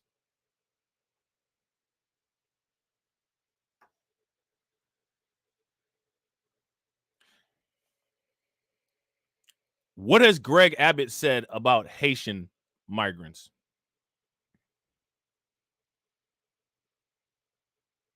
What is Greg Abbott doing in Texas to combat Haitian migrants? Any of these places, let's just talk about any of these places that are on the border, right? With hardcore conservative leadership like Texas. And again, right? So again, I just want to the same way, right, that you said that you lumped me in with these other content creators. You're lumping people, and it's okay for you to lump people. It's okay for you to lump them. Point there, they have a home, right? A lot of them, the ones who are able to finally reach and get help, rescuers come, or a lot of these soldiers, the helicopters who arrive, don't find a home at all. That's what makes this so unreal. It is, as the governor said, it is an. Now I'm gonna just put it out here, right? I disagree. I don't believe that, quote unquote, Haitians as a group are mean, manipulative, and deceitful. I disagree with that notion. As a matter of fact, I don't believe that the majority of most people are mean, deceitful, and manipulative. I don't agree with that. You know what I'm saying? And they practiced voodoo. There's nothing wrong with them practicing voodoo.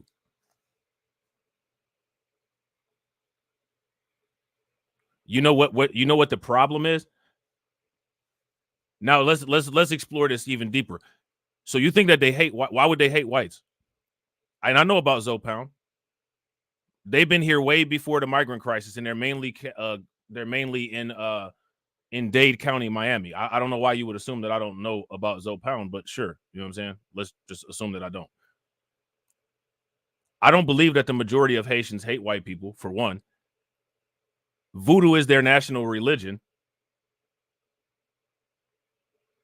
And why do you think that it's not okay for them to practice voodoo? You think that it's okay for Christians to sacrifice animals? Because they do. Christians even sacrifice people. You know what I'm saying?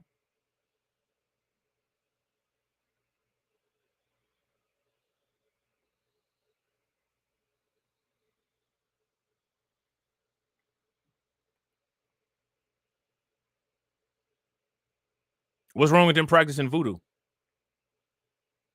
Especially if they practice it in Haiti. Well, here go to I agree, Black Freethinker. They are, but voodoo is also accepted as one of their national religions. And again, if you there's nothing. I mean, if they practice voodoo, they practice voodoo. It is what it is. That's what they practice. You know what I'm saying? I don't think that. I don't understand how people that are in a country that claims that the world should have religious freedom has an issue with the religions of other people. Now, do you know why the people of Haiti practice Christianity? Yeah, shout out to Cameron.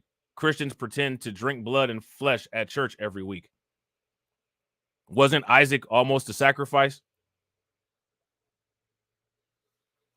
Yeah, they do. Jesus wasn't a sacrifice, really?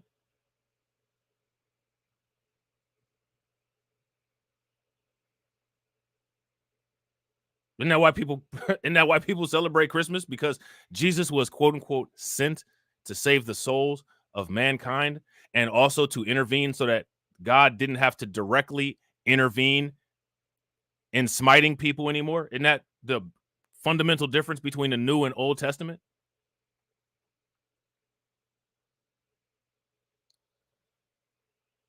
And so you think that when they're colonized, again, here goes the lack of regard for people. So people say, well, you should pull yourself up by the bootstraps, right? The people in Haiti pulled themselves up by the bootstraps. You know what I'm saying? They had a revolution because they were slaves. And they got rid of the French. They shouldn't have done that, though, right? They should have just continued to be slaves.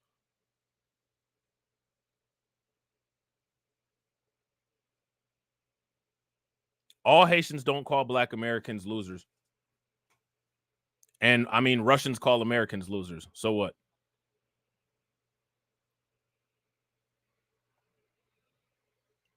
I mean, I don't know why anybody would. I mean, I don't know why anybody would do that, but you know, it is what it is, right? If those individuals are saying that, it sounds like they're kind of miseducated about American history in the same way that you might be. So I think 1804 is when they got rid of the French, if I'm not mistaken. You know who Neferkari Dessalines is?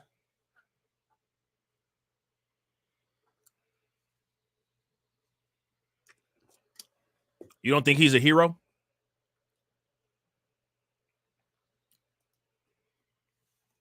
Don't you celebrate freedom?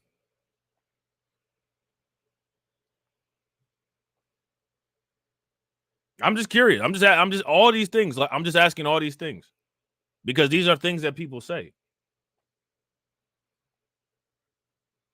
So let's talk about Cain and Abel, right? Did they sacrifice animals? Oh, and you know, Haiti actually paid reparations. Yeah, that's a good point. Shout out to Casey Malone. They paid reparations. Right. So again, like this is what I'm saying. When it comes to a lot of this stuff, the logic is not applied the same. And if the logic is not applied the same, that's how you know there's not the same human value as there is for somebody else, because the logic would be the same. You put a Band-Aid on your wound, you just lick your wound until it stopped bleeding. You don't care about that person. You say needs to lick the wound. You would have gave him medical care and a Band-Aid. Like, let's cut the games. You know what I'm saying? let's cut the games. And again, it is what it is. But my thing is just be honest. Just say it. You know what I'm saying? Now, how do you feel about gator bait? You live in Florida, right? How do you feel about gator bait? We should just get past that, right? Just get past. Don't worry about it. There's nothing meant by it, you know. Unprecedented, catastrophic event. I've been the mayor here for over 10 years. This is my city. I have never seen it like this. And it is going to take a long time to dig out so that we are able to rebuild and continue to be the amazing city. You know what? That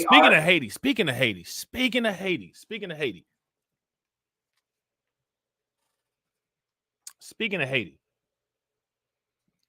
let me ask y'all this. Is the same government that everybody is complaining about with the FEMA response, are they responsible for a lot of the issues in Haiti?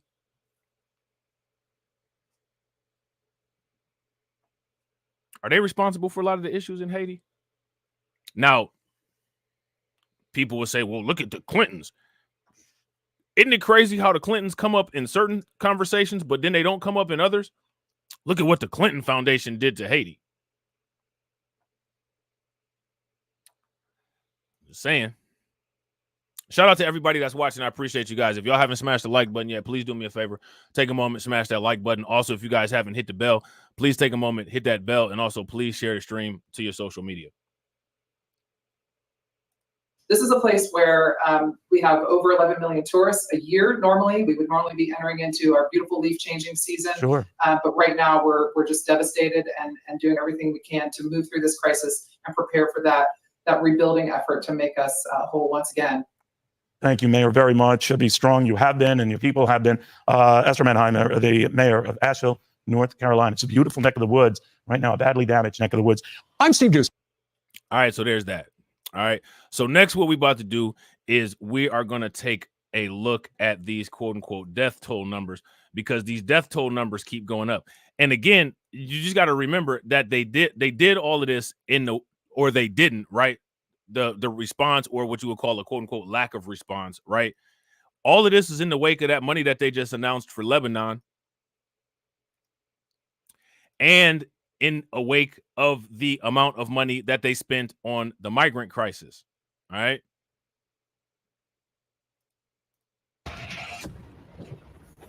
Helene's death toll now hitting 232 people, making it the deadliest storm to hit the United States since Hurricane Katrina. And survivors say they've been forgotten by the government. That's why our next guest has stepped up. He's a veteran using his own helicopters to distribute supplies and help with search and rescue. Founder and CEO of Operator Solutions, Brandon Doherty, joins us now. Brandon, great to have you on the program this morning.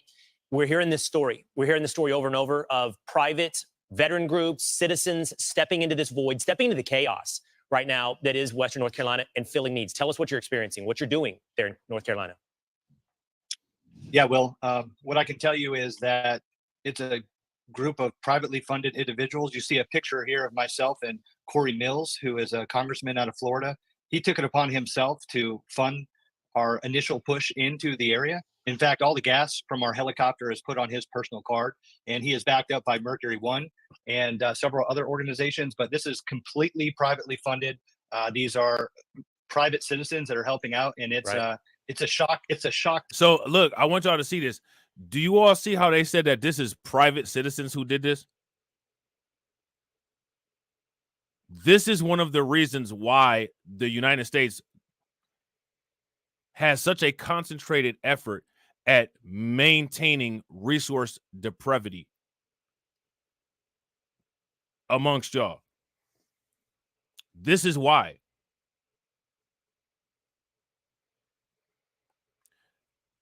These private organizations, do you see how these private organizations are coming through and taking care of the people that they care about? There would be as a matter of fact, we've already seen it. Again, just look at Hurricane Katrina. There would be a completely different response if this was Hurricane Katrina. This is one of the reasons why it's so important to make sure that you own the areas that you live in, and to make sure that you have resources that you are able to distribute, because the government will leave you out to dry. And if you don't have a secondary means of defense or survival, you're done. This individual is got this helicopter and his private businesses and his private money that he's able to use to be able to do all of this. If this happened to a quote unquote resource deprived area, you're going to see the same thing that happened with Hurricane Katrina. You're going to get blamed for the hurricane coming, and that's just going to be it. And the National Guard to be there to make sure that you don't leave. They want to make sure that you stay there and drown.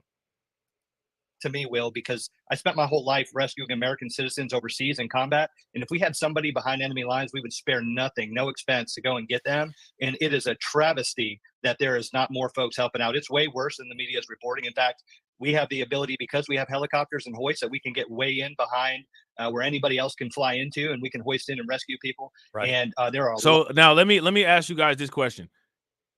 Let's just say, for instance, something like this happened in Detroit.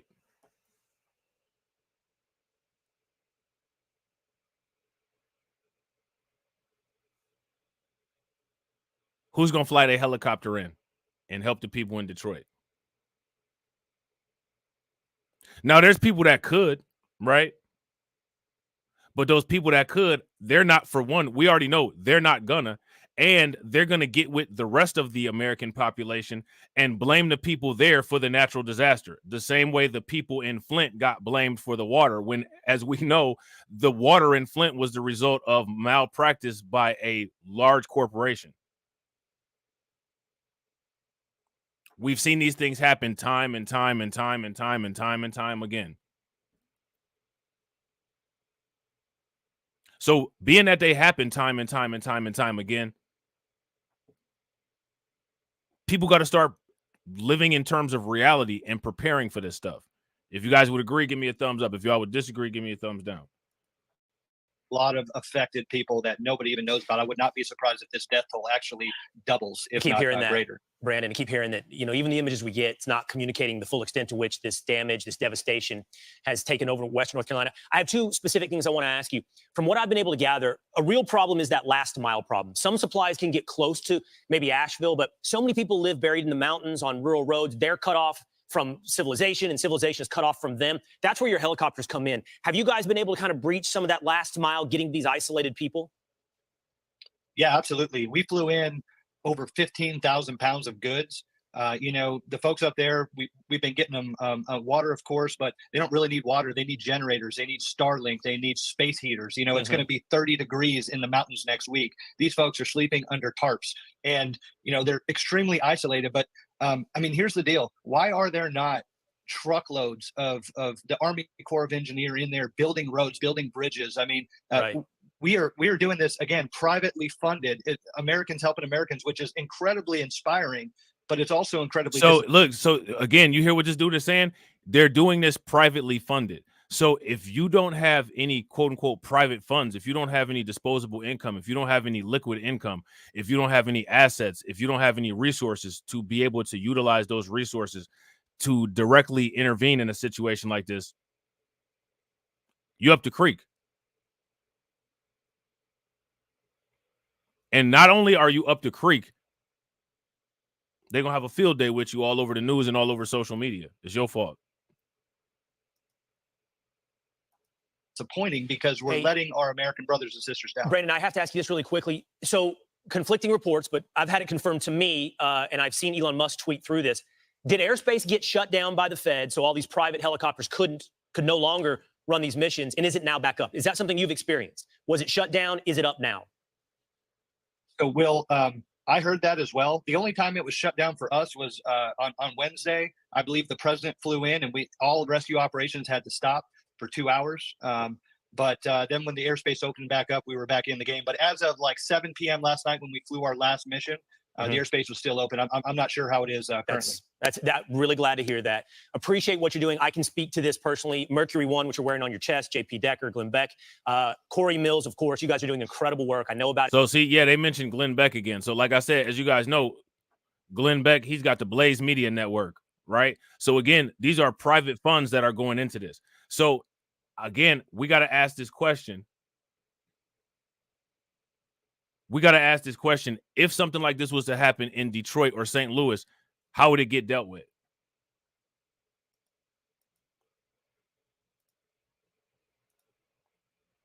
The idea is to make it so that you are not able to deal with this. That's one of the reasons why the resource depravity machine is working 24 hours. Shout out to my man, AB. Make sure y'all show AB some love. Throw some flames, some radiation emoji, and some ducks in the chat for AB. As you can see, AB is with the fuck shit. He going along with the fuck shit. Don't touch me. I'm about to change on your ass. I'll beat your ass with my elbows. Werewolf style.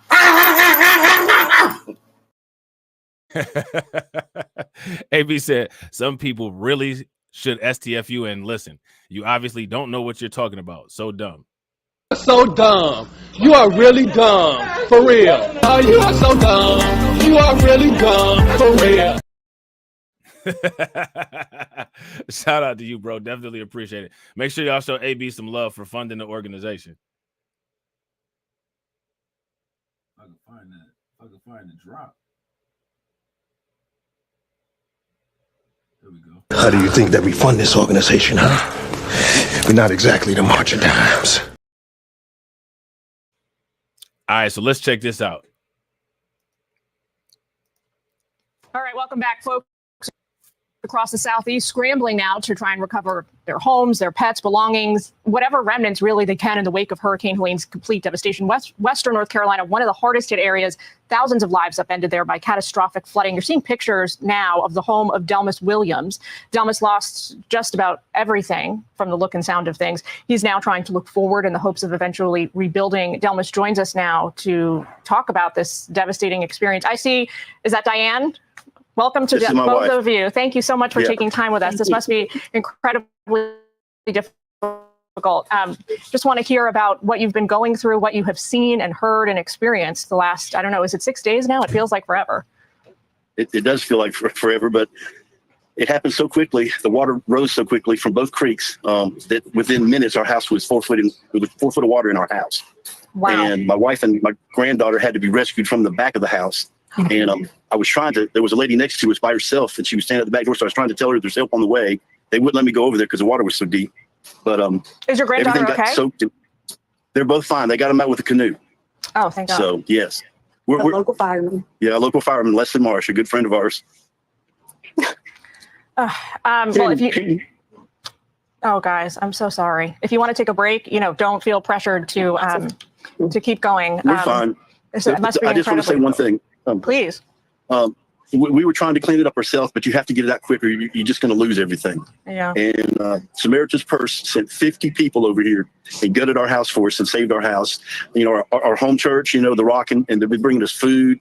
Pastor Casey and Michael, they're bringing food and helping in any way they can. And I'm just, God's good. We're not hurt, but it's just going to be a long road back if we can build it back. A long road, but if you have all of that support, and it sounds like a wonderful, loving family, you're better equipped to do it maybe than most of us. What's an immediate first step for you guys? Like, what are you hoping to achieve in the coming hours before it gets dark out today? Well, they're still cutting what they call a mud out. They go halfway up the sheetrock and cut it out. And when they get through, Samaritan's Purse told us it would be contract ready, which means we could start building back. Oh, wow. Okay. So, but we didn't have flood insurance, so it's the expense is going to be on us. So we're going to have to figure out how we're going to do that. But I'm as bad as it was for us. I know there's other people that are even worse. And we've had down the road here, we had a neighbor get killed in her house. So oh my goodness. We're just thankful we're all alive. And what about I'm so sorry about your neighbor. Where are your, any belongings you have managed to salvage that are not part of your house? Your any personal effects? Where are all those things? We got a few shoes, a few clothes, not a whole lot. Can we look around and I'll show you what's left? That they took out of the house. Can we pan around? Okay. Let's see if our photog, there we go. Oh, wow. Oh my gosh. And they had to get it out so we could save the house. But all the neighbors here are in the same situation. It's just devastation. Of course. We are obviously thinking of you. We're praying for you. I can't imagine how incredibly hard it is to come on national TV in the middle of what you're going through to enlighten all of us. But it really is helpful to see what is happening there on the ground. So thank you both, Delmas and Diane. And please stay in touch with us. Now, check this out. I got a question for y'all, right? Let's just say, for instance, this happened in Cleveland, Ohio, right? Or let's just say, again, Detroit or St. Louis. Because, in that area, there's a lot of tornadoes, right? So there could be like a national disaster with a tornado, a natural disaster with a tornado, right? What would J.D. Vance and Tommy Tuberville say about those situations there? What would Ron DeSantis say about those situations there? I'm going to tell you exactly what they would say. Those people there ravaged their neighborhoods with crime. So those people should be used to living in that kind of environment. They've been getting welfare the entire time, and they're used to a crime-ridden environment. The government has other priorities that it needs to spend its money on. That is exactly what will be said. If you guys agree, give me a thumbs up. If you guys disagree, give me a thumbs down. Because Tommy Tuberville has already said something like that. So is Ron DeSantis. So these are things that, based on past behavior, we already know how they would react. I've never seen an entire city or an entire locality where everybody in that area commits crime. They've said it before, J. Lord. They've said it before. Tommy Tuberville said the people who advocate for reparations are the criminals. Everybody who advocates for reparations are the criminals? Okay. That's just like saying that every Trump supporter is an insurrectionist. But again, lumping is okay when the lumping comes in one direction.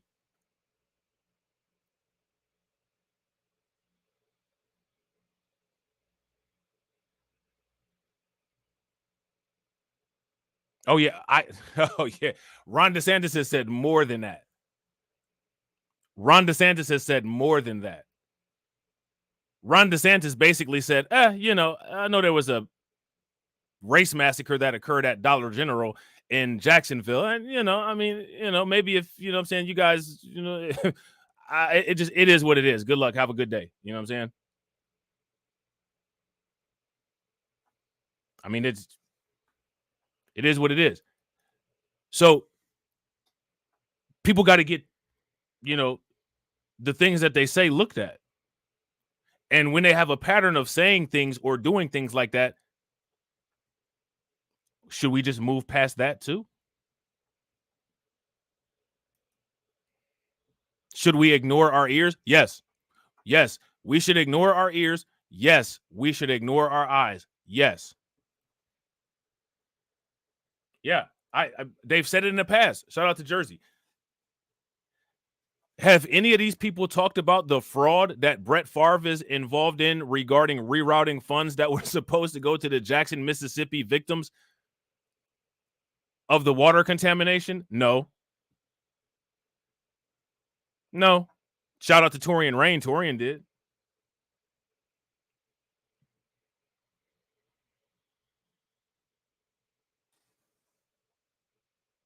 I mean, there was now America's outraged, right? Let's all get outraged. Let's all hold our hands and get outraged. America's outraged that funds from FEMA were spent on the migrant crisis, right? Funds from Jackson, Mississippi were spent on a volleyball court for Brett Favre's daughter, and nobody cares.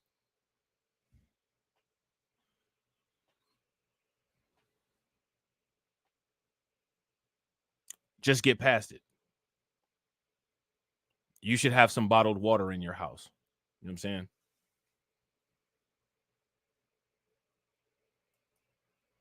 You guys see how, like, you see how there's a different standard of logic?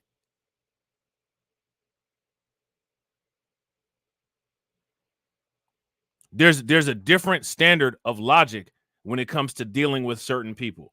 And then when these things are said, it's just, oh, well, that's not what they meant. Okay, well, check this out. If that's not what they meant, anything hurtful that anybody takes out of what I said, that's not what I meant. Okay. All right. That's not what I meant.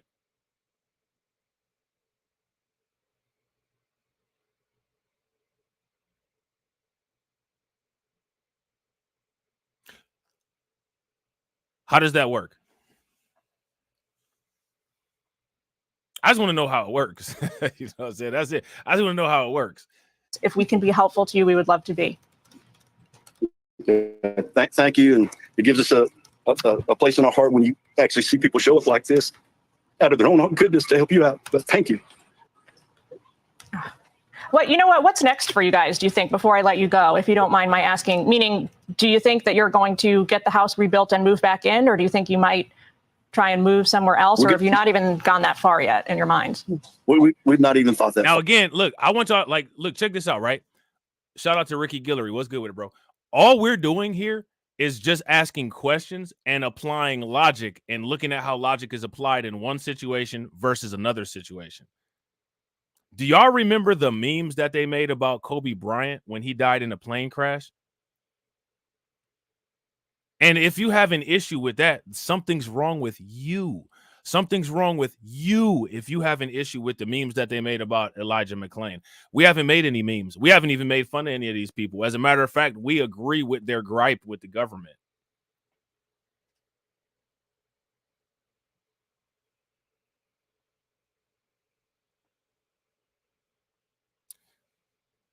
We agree with their gripe with the government. We have gripes of our own with the government. Your gripes don't mean anything. Your IQ is too low for you to be able to intellectually process what goes on in the environment around you. Okay.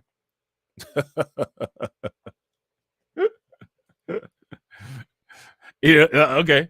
Right.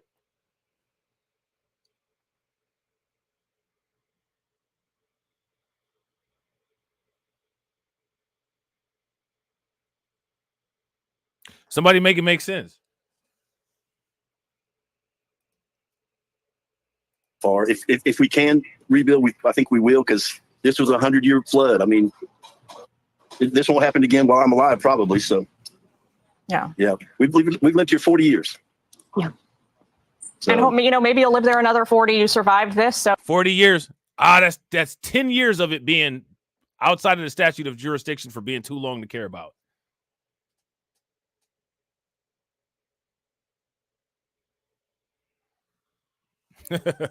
That's 10 years. That's 10 years from the cutoff. You know what I'm saying? So it seems like, you can probably quite literally survive anything. Give your family a hug from us, and thank you guys so much. Thank you. All right, so there's that. All right, so now next what we're going to do is we're going to talk about Speaker Johnson calling the federal response to Helene a massive failure, right? And again, I would call out a lot of stuff that the federal government has done as a quote-unquote massive failure response. But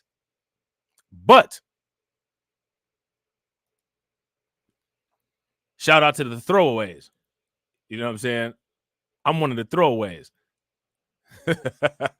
Right? So, it don't matter. Speaker Johnson calls federal response to Helene a massive failure. All right. So let's take a look at this and see what they're talking about here. The aftermath of Hurricane Helene continues to devastate communities, the damage now exposing FEMA assistant gaps in Appalachia. Residents of Western North Carolina are feeling the impacts of Helene, with rescue efforts in the region stalled from impassable roads and damaged cellular networks. Floodwaters pushed by remnants of the hurricane have isolated the city of Asheville, and now some residents are taking matters into their own hands. Local restaurants have been dispatching food deliveries. Now, if you ask me, right, this situation here is more of a humanitarian crisis than anything going on at the border, other than border security, right? Border security is an absolute humanitarian crisis, and it's a humanitarian crisis affecting Americans negatively, right? But Hurricane Helene, Hurricane Milton, what Hurricane Milton is about to do, these are humanitarian crises that are far more urgent and should be far more of a priority than what anything going on at the border as far as dealing with migrants, right? If you guys would agree, give me a thumbs up. If you guys would disagree, give me a thumbs down.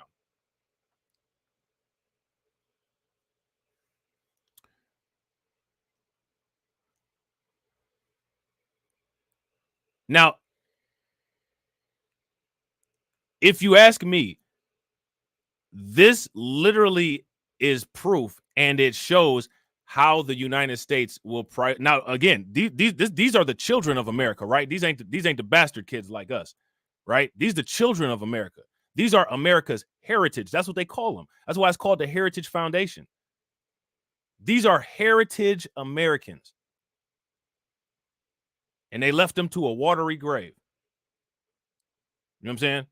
So again, I got to ask the question, St. Louis, Detroit, Cleveland, how would this have looked if it was there?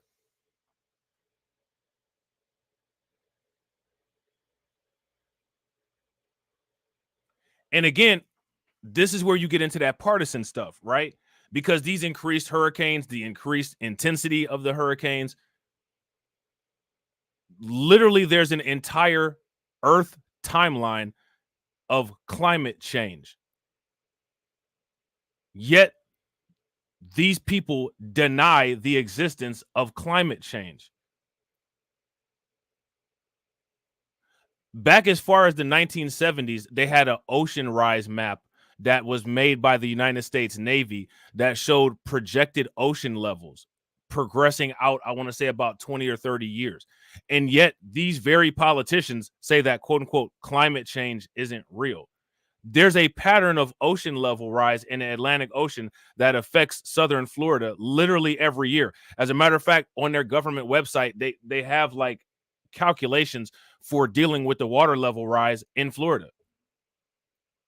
And denial is how we deal with it. Yeah, shout out to Black Free Thinker. Black Free Thinker says, and the ones in Appalachia are the epitome of heritage Americans. Facts, Rob. Yeah, fact. Look at the names.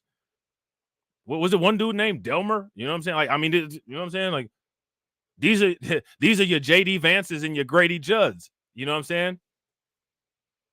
When they talk about cities like Lynchville, they talk about what their grandparents and great-grandparents was doing. You know what I'm saying?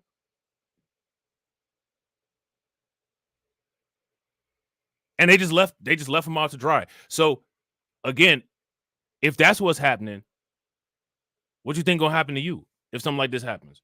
And this is one of the reasons why value chains, business networks, resource acquisition is so important.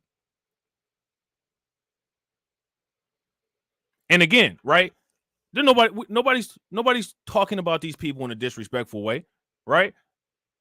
This ain't cool. It's not cool what FEMA did. I don't agree with how FEMA's managing this.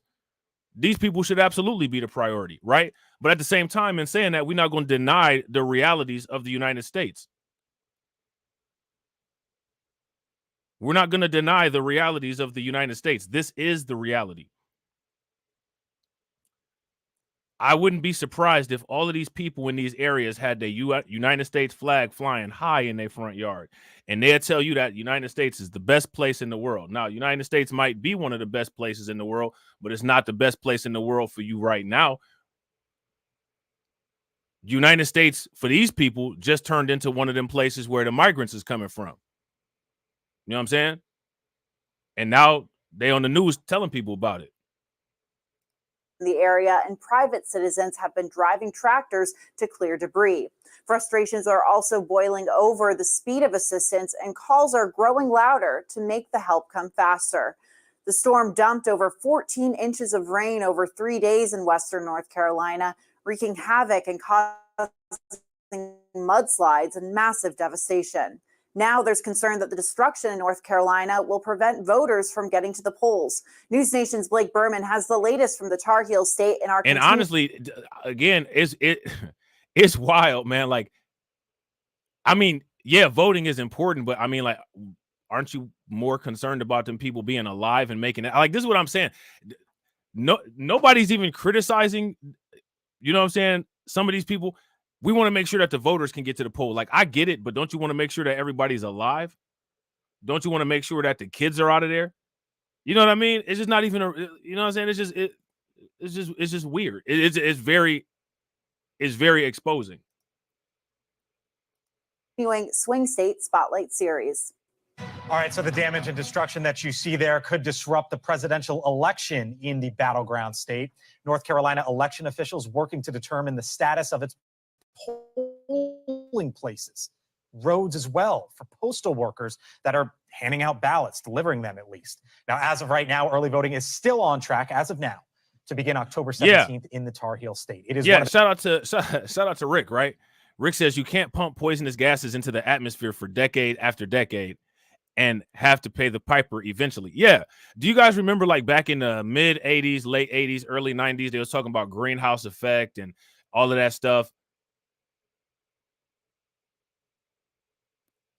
Now, somehow that stuff wasn't true back then, right? Which it actually is. It's all basic science, right? This stuff, it was true back then, but now with the partisan divide, all of a sudden it's not true. Look, climate change is pseudoscience. How? People that believe in the dinosaurs, right? When they ask what happened to the dinosaurs, what caused the dinosaurs to go extinct? Climate change. You know what I'm saying? But it's fake, though. At the same time, though, it's fake.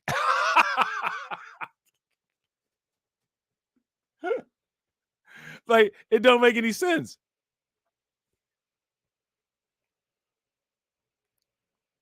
You remember when they used to show the cities, the pictures of Los Angeles and all of the cities that had all of the industrialization with the smog, and they were talking about the greenhouse effect and holes in the ozone layer and all of that stuff.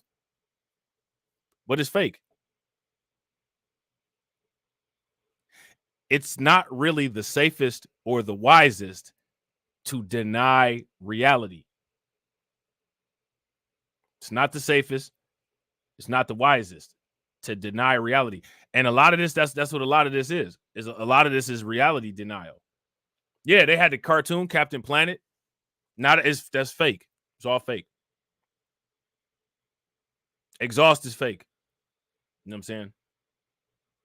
Listen, here's a basic formula, right? I'm going to give you guys a basic formula. You guys can look this up. The atmosphere is 21% oxygen. The way that your body is engineered, your optimal performance will be at an atmosphere of 21% oxygen. Anything that causes a change in 21% oxygen will negatively affect you. That's a very easy rule for anybody to remember. That's one of the reasons why smoking causes issues. You're not breathing in 21% oxygen. You got other stuff in there, carbon monoxide and different other chemicals like that, right? So on a micro level for an individual human being, any deviation from 21% oxygen, unless there's an increase in oxygen, and even certain increases in oxygen, depending on how much they are, can become toxic, right? Any deviation below 21% oxygen will cause you issues. Environmental issues and climate issues are fake.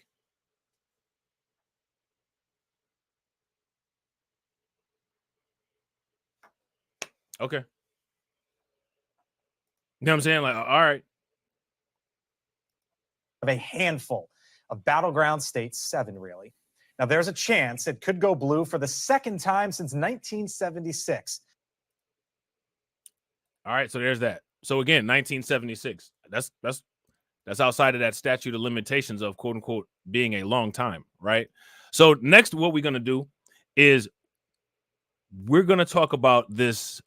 I guess you would call it a debate. Dana Bash, you know what I'm saying? She having a rough time lately. You know what I'm saying? She was in an interview on CNN with Laura Trump, and I guess they got into it about quote unquote claims of misinformation. Because again, anything that doesn't support giving props to the Biden-Harris administration is automatically misinformation. So there's a 37-second clip here. All right. And we're gonna look at this and then keep it moving. All right.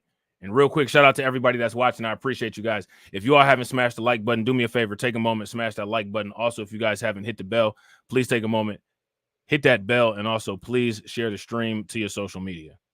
The idea that we've spent $650 million in fiscal year 24 on the migrant crisis that Kamala Harris was responsible for stopping, and by all accounts, she created by having an open door policy at our southern border, but is Laura, infuriating. let me just stop you right there. Of this country. Let me just stop you right there because I just want to not let this get out there. You are right that FEMA is giving $750, but that is a first step. It's for immediate needs. It's called the serious needs assistance. Dana, and said that they are out of money in terms of their hurricane relief.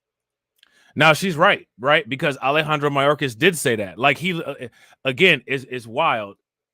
He did say that. You know what I'm saying? Like Dana Bash, she deflecting. You know what I'm saying? Dana Bash is deflecting, and Laura Trump is right. Alejandro Mayorkas did come out and say that. Republican National Committee co-chair Laura Trump ripped into the Federal Emergency Management Agency handling of Hurricane Helene and sparred with CNN host Dana Bash over whether her father-in-law was spewing misinformation. So again, what ends up happening is that anything that Trump says somehow by the media gets turned into quote unquote misinformation. It's not misinformation that Alejandro Mayorkas said that. He literally said that. Let me ask you this. How many people saw the video clip of Alejandro Mayorkas saying, FEMA is tapped, we don't have any more money, hurricane season is here, and we don't have any money for the hurricanes going forward? How many people saw that clip? If y'all saw that clip, give me a thumbs up. If you guys did not see that clip, then give me a thumbs down. He literally said that.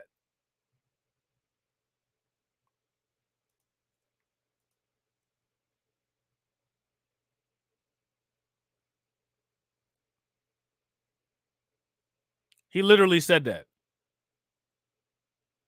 Laura Trump contended Sunday that the Biden-Harris administration hasn't been spending money wisely on recovery efforts and lamented the devastation that had been unleashed by the storm upon her native state of North Carolina.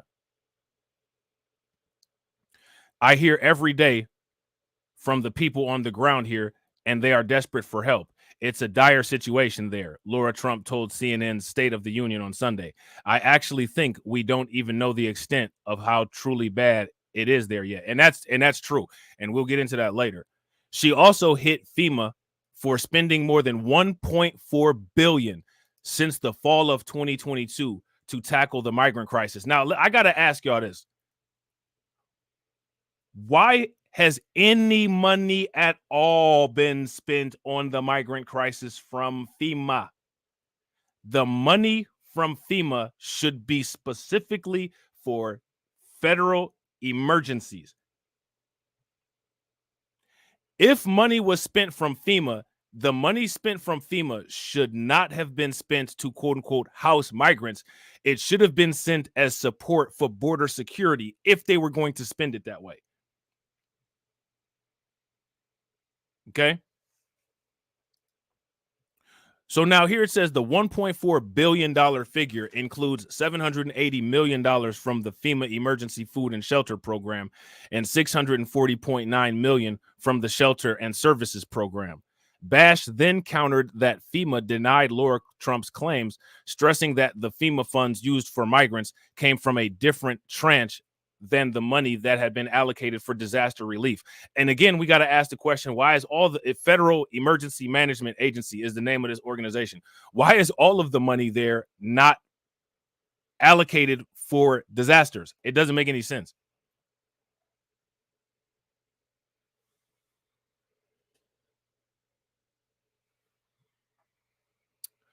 Yeah, or laundering. Facts. Shout out to New York State of Mind. New York State of Mind says new voters initiative. You know this, Rob. This would be called embezzlement if the law actually applies. Yeah, facts. If you guys agree with New York State of Mind, give me a thumbs up. If y'all disagree, give me a thumbs down. Yeah. You have migrants being housed in luxury hotels in New York City. We have paid so much money from our tax dollars into a crisis that didn't need to happen. Laura Trump shot back. And again, I agree. I don't disagree with Laura Trump. I agree 100%. You know what I'm saying? We could redirect money to help people immediately on the ground in North Carolina. And I said that. I don't understand why there's not a redirect plan to begin with. There should be an emergency plan for rerouting those funds. If there's an emergency and emergency funds went dry, like there should be reserves. This is dumb. Listen, how many people have a checking account set up at a bank that has a secondary account for overdraft protection attached to it? Do you guys have that? If there's anybody in the comment section that has that, give me a thumbs up. If you guys don't have that, then give me a thumbs down. Literally the same thing. Literally the same thing. So if a bank can do that for a personal bank account, you mean to tell me that the United States government doesn't have the foresight to be able to set something up like that for diversion of funds for an emergency situation like this? It's crazy to me. It's crazy to me. You know what I'm saying? Bash accused former President Donald Trump of making false or misleading claims that FEMA was offering Hurricane Helene victims $750 and that the organization was using funds for illegal migrants. So again, how is that a false claim?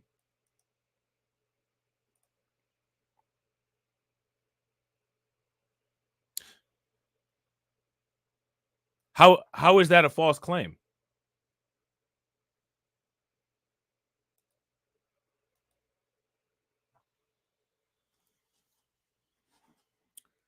Somebody make that make sense. How is that a false claim?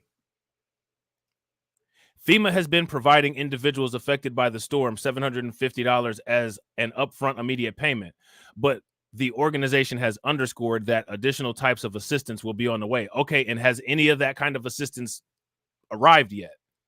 You know what I'm saying? Is there any evidence that any of this other assistance has arrived yet? Probably not. Why don't they have anything in order? Why is that right now. The citizens in West North Carolina are screaming for help, and it's having to come from local citizens. Laura Trump bemoaned. And again, this is a legit question. These are legit questions. These are legit critiques. These are legit questions. You know what I'm saying? Hurricane Helene has walloped parts of Florida, Georgia, and North Carolina late last month, with over 225 people confirmed dead. And I think that number keeps rising. Dozens still missing, and whole towns wiped off the map. Laura Trump also confronted on Donald Trump's refusal to acknowledge that he lost the 2020 presidential election. You know what I'm saying? They still on that.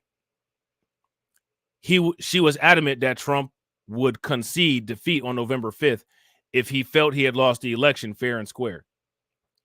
Of course, if he feels this is a free and fair and transparent election, which, by the way, is my number one goal at the RNC, she said when asked if he could admit to losing. During her tenure as co-chair of the RNC, Laura Trump has pushed for the organization to divert resources into election integrity efforts, a move that has gotten some party insiders nervous that it could take away from voter turnout. Our number one charge has been trying to make sure that we restore faith in our electoral process, she said. Assuming everything is free, fair, and transparent, absolutely, if Donald Trump loses this election, he has said himself he will be happy to accept those results. She downplayed concerns from some GOP strategists about the election integrity efforts taken away from turnout initiatives and insisted the party has a great, robust ground game in effect. Her interview with CNN comes just after she joined Donald Trump during his quote-unquote hero's welcome at Butler, PA, to finish off his rally that had been interrupted by the assassination attempt against him on July 13th. It was a beautiful moment yesterday in Butler, and I think it was really important in terms of healing for this country, she reflected. Yeah, so, you know, I don't disagree with a lot of her critiques that she had. You know what I'm saying? Shout out to Deacon Dave. What's good with you, bro? And I wouldn't now for the first time in about an hour and a half, I wouldn't disagree. I wouldn't disagree with you, J Lord. $750 is a trick like Maui. It isn't free. If you can pay it back, they take your house. It's in the fine print. You know, it's interesting that you mentioned that. With a lot of government benefits is like that.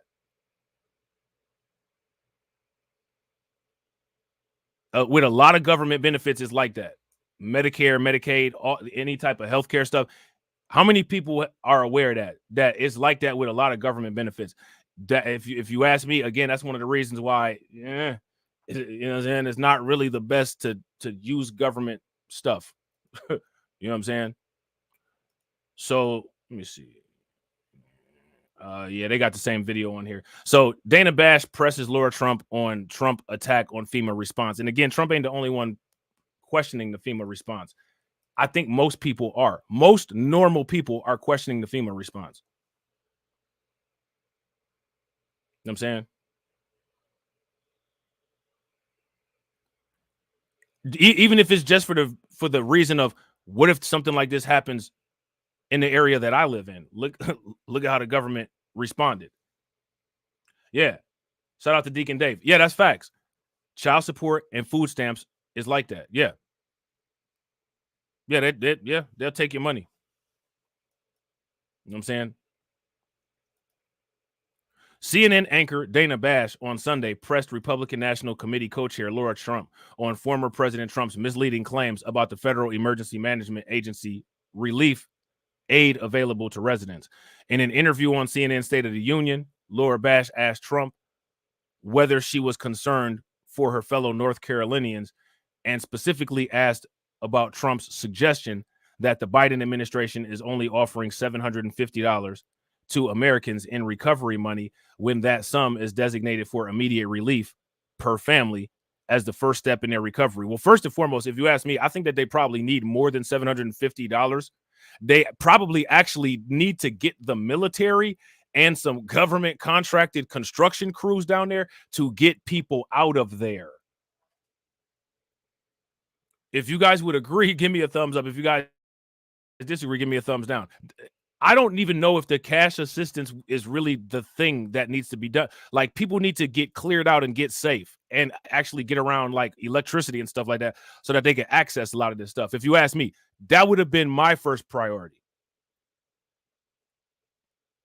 It's not even guaranteed. A lot of these places have lines down and infrastructure issues. A lot of these people might not even be able to access any type of network or any type of internet to be able to even get to the money. You know what I'm saying?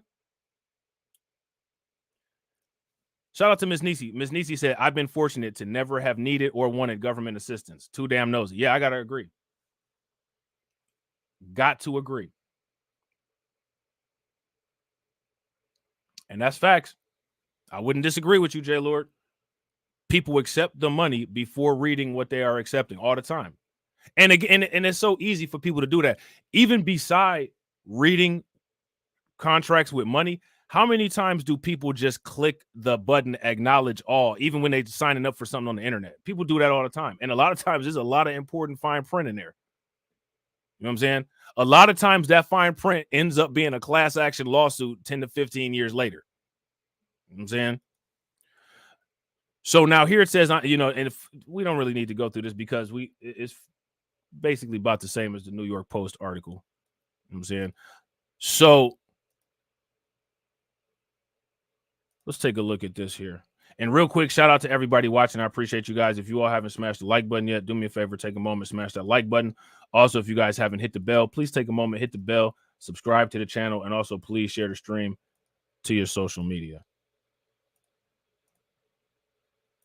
Was in Asheville in North Carolina, one of the hardest hit areas, seeing the damage up close and personal. She joins us now. She's live in New Jersey, where an agreement was reached with dock workers. Let's go back to Asheville, and I know you're going back to North Carolina tomorrow. You saw some of the hardest hit areas. You also talked to a lot of people on the ground that have lost everything. And the one theme that I'm hearing from my radio audience is that there's not a single FEMA emergency management person, not one, that they have seen up to this point. Did you see any, or anybody that you had a chance to talk to? Did they tell you they saw anybody? Actually, Sean, no, we didn't see anybody from FEMA. We didn't see anybody from the government. We're here in Port Elizabeth tonight here in New Jersey because we were deeply concerned about the victims of Hurricane Helene. We were wondering what this strike would do to them. And while I was there in Asheville yesterday talking to residents, I could tell you the devastation. There is nothing quite like seeing it in person. I mean, pictures on television don't even do it justice. We saw homes that were completely covered in mud. We saw people's livelihoods just washed away, businesses that were underwater, that were under mud, that the products inside their businesses, they're no longer existed. There were people up in the mountains in the surrounding areas outside of Asheville, Sean, that couldn't even communicate with people below. The last time some family members heard from any of their family up in the mountains was over 5 days ago. Some people are saying that it was so bad that people that they did communicate with early on said they could actually smell the corpses underneath the mudslides because people are still missing and bodies still need to be recovered. We saw that Congressman Corey Mills, incredible work trying to fly food and medicine into people that were out of reach because the government is not there for them. I had people crying in my arms because they felt that the government had abandoned them, that Kamala Harris, the vice president, that President Biden had abandoned them. They feel alone. They don't know what they're going to do. There were people that I interviewed. Samaritan's Purse was, in fact, the only group other than other citizens in the area that were actually helping victims, with their homes, trying to get large trees cut down out of the way of the home, bringing food and water to people that were trapped because the roads had been closed off. Some of the roads had actually been washed away. In fact, our team got trapped in mud for a short period while we were reporting there, and it was incredible. I wouldn't be, shout out to NY State of Mind, I wouldn't be surprised if the land or areas around there were not contaminated. They probably are.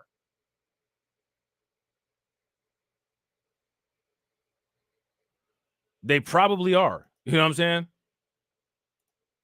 Somebody came out of their home down the hill. They had been up there for the last 5 days without electricity, without any water, with just what people had been able to bring up to them. And they helped us get out of the mud. Sean, I got to tell you, I've never, ever seen anything like this. And I think what was more gut wrenching is the fact that these Americans are not getting the help that they need from the government. And they're asking for that help and they're not receiving it. It's unbelievable. Great reporting. Sarah will be back in North Carolina tomorrow. Thank you, Sarah. Joining us now. Hey, Sean Hannity here. All right, so there's that. All right. So now we're going to take a look at this, right? NBC Meet the Press. NBC Meet the Press says that Trump has spread false claims on federal hurricane response. My question for you is, what false claims have been spread about the federal emergency response? What false claims did Trump spread about the federal emergency response? Before we get into that, we're going to check out this quick video here about the $157 million that just went out to people in Lebanon for a quote unquote humanitarian crisis, while people here in the United States are being told that there's no money for them, which is just wild. It is wild to me. This Kamala Harris is trying to win an election, and she does something like that. It's just you're not trying to win. Would you guys, if you guys would agree, give me a thumbs up. If y'all disagree, give me a thumbs down. You can't possibly be trying to win if you do something like this. This is counterintuitive. It makes no sense. It's completely counterproductive. Literally, you're going to get everybody mad at you. Again, I never understood why anybody would vote for the Biden-Harris administration or in any part at all, right? But again, now I stand firmly on my belief. I don't believe that they deserve one vote. This should be the first presidential election shutout in history. If you guys agree, give me a thumbs up. If you guys disagree, give me a thumbs down. The only thing that they have earned, Harris, Walz, and Biden, is a shutout. This should be a shutout. Literally, it should be Trump getting votes, and if RFK was still in the race, RFK, Jill Stein, Cornel West, and any of these other candidates that are running, literally everybody else should get votes except Harris. You know what I'm saying? Any other candidate should get votes except Harris. You know what I'm saying? I can't believe it. And I wouldn't disagree with Deacon Dave. Shout out to Deacon Dave. Deacon Dave says she's banking on the dummy votes. Yeah, she's banking on the monolith. She's banking on the monolith. You know what I'm saying? Back today marks 1 year since Hamas's horrific attack on Israel last October 7th, killing roughly 1,200 people, taking some 250 others hostage to Gaza. Overnight, an Israeli airstrike hit a Hezbollah weapons facility in Lebanon after Hezbollah fired rockets from Lebanon into northern Israel.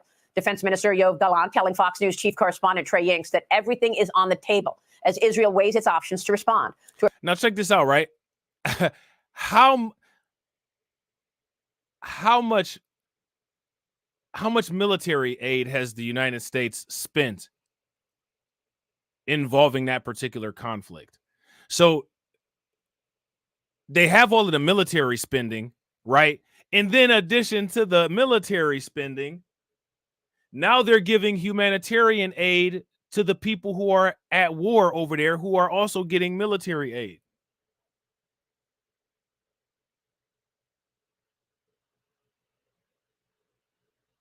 Shout out to DC Precise. She'll treat you right. Facts. She'll treat you right. She will. She'll treat you right like how she treating Eric Adams right now. You know what I'm saying? Coming at his head, son. To Iran's unprecedented attack last week. Meanwhile, former President Trump is slamming President Biden's comments last week, opposing Israel attacking Iran's nuclear sites. Watch.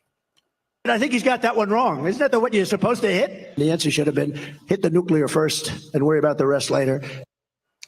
Joining me now is Texas Congressman Pat Fallon, a member of the House Armed Services and Oversight Committees. He's also an Air Force veteran himself. Congressman, good to see you. Where are you on this? Should Israel go and try to hit the nuclear sites? Well, I definitely don't think the president of the United States, Maria, should be limiting and advising Israel publicly what they can and can't do. I mean, they're a sovereign nation. They know best, and they have way better intelligence than we have currently. But this is what happens when you let somebody like Joe Biden, when he's elected to office, and I mean, lives are. That's a problem, right? Why do they need our help if they have way better intelligence than us currently?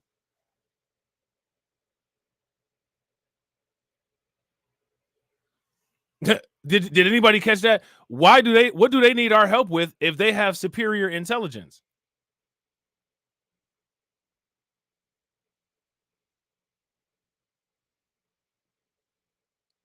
That's a whole YouTube video right there. Stunning confession by U.S. lawmaker about Israeli intelligence in comparison to American.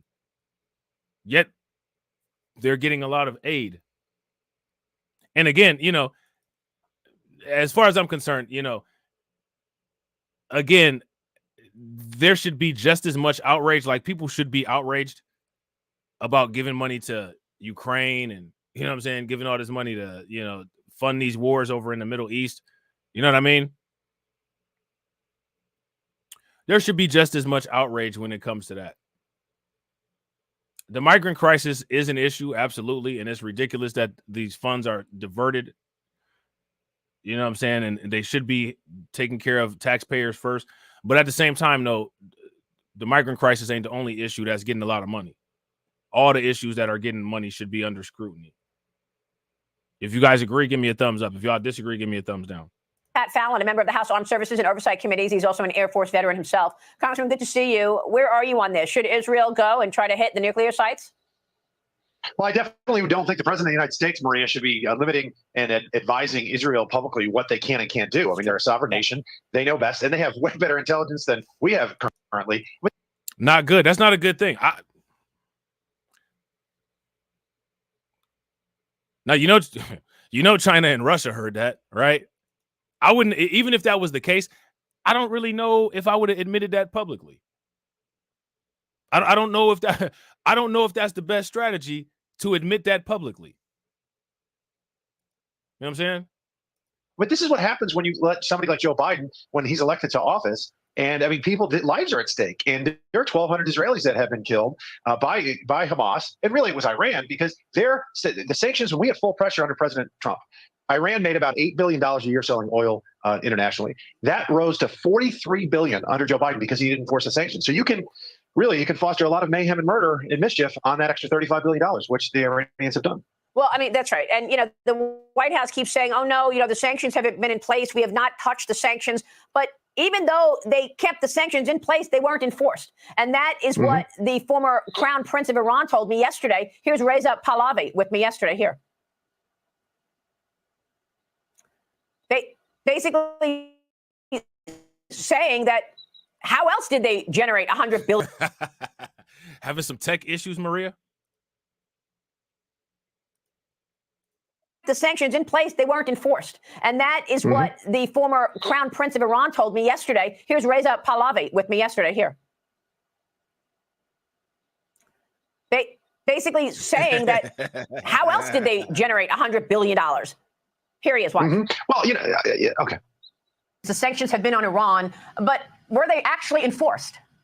They were not, because the $100+ billion that the regime had access to a couple of years ago, closing into what happened and ultimately led to empowering it to support its proxies, including Hezbollah and Hamas, of course, didn't come from nowhere. If those oil sanctions were imposed, that would be $100 billion less for the regime to spend. Not to mention, of course, the ransom money for hostages that was also paid to the regime, about $6.5 billion, if I'm not mistaken. And so all of this money is not going to, help Iranian workers who are being not paid their salaries for a long time. Instead, it goes to support the proxies.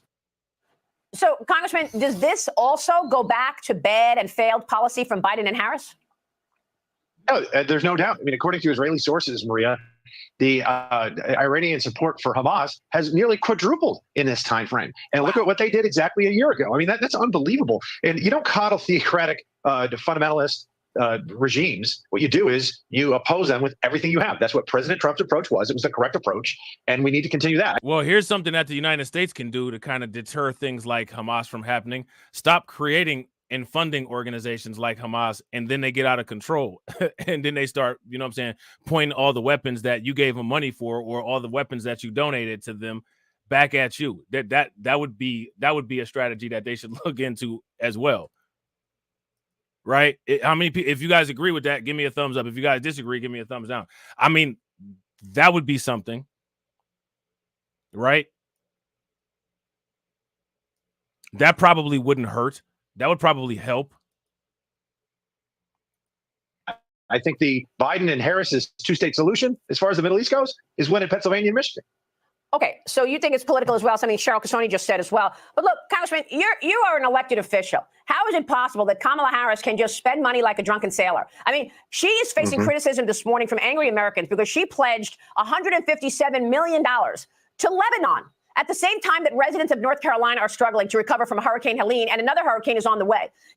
Yeah, that's ridiculous. Again, there's no possible way. There's no way.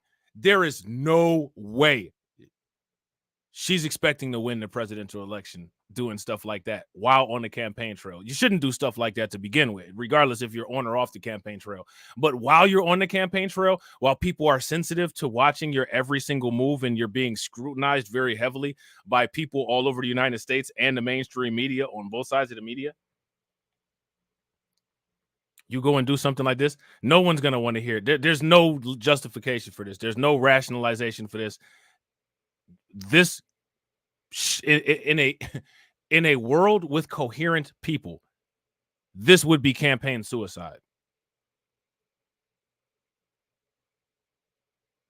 If you guys agree, give me a thumbs up. If you guys disagree, give me a thumbs up. This should be campaign suicide. Look, Congressman, you are an elected official. How is it possible that Kamala Harris can just spend money like a drunken sailor? I mean, she is facing criticism this morning from angry Americans because she pledged $157 million to Lebanon. So now, again, with this particular situation, right, what I want to know how people are going to counter this. I want to know how people would justify this. Shout out to Miss Nisi. Miss Nisi said, question, Rob, what's your opinion on Kamami's state of mind? I don't know. I believe that she gets a daily email or a daily task list, and she literally just does what's on the daily email or the daily task list. I don't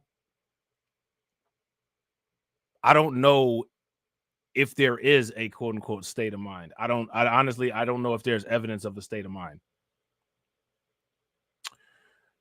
You know what I'm saying? Shout out to DC Precise. DC Precise says she just reads the teleprompter like Ron Burgundy. I feel like her staffers can't stand her and have helped to set her up. Well, yeah, look at the look at how she can't keep staffers, right? The staffers in her department or the staffers that work with her, they got a very short half-life. They got a very short half-life. You know what I'm saying? So, I wouldn't disagree with that. At the same time that residents of North Carolina are struggling to recover from Hurricane Helene, and another hurricane is on the way. Here's what Kamala Harris posted on X. I am concerned about the well-being of civilians suffering in Lebanon. The United States will provide $157 million in additional assistance to the people of Lebanon for essential needs such as food, shelter, water, protection, and sanitation. There is no way. Listen, I'm gonna tell you what. If I was the president and somebody came at me with this proposal, I'm screenshotting the email, I'm posting the email, and what I'm telling you is I'm posting this on Twitter. My advisors came to me and asked me to do this. I am not doing this. What I'm going to do is write an executive order or whatever I can do, get my colleagues in Congress to support me to reroute this $157 million to the areas in the United States that are in need of emergency help and to pay bonuses to military, law enforcement, and medical people who want to go down there and help. I am not giving this money to any place overseas. Whatever money is left over from the disaster, that will be what can get sent overseas. They can get some money out of a vending machine. You know what I'm saying? That's what I would have said and done. I would not be I wouldn't be a part of. I don't know how somebody could do this in good faith, to be honest.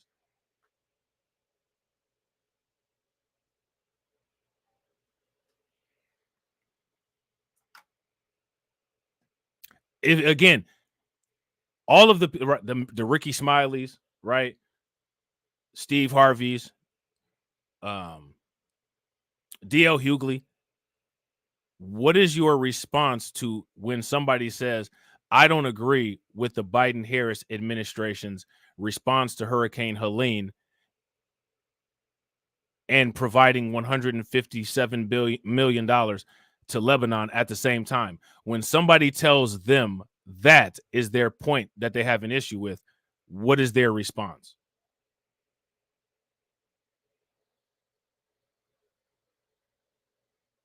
That's what I want to know. I want to know how they will respond to that.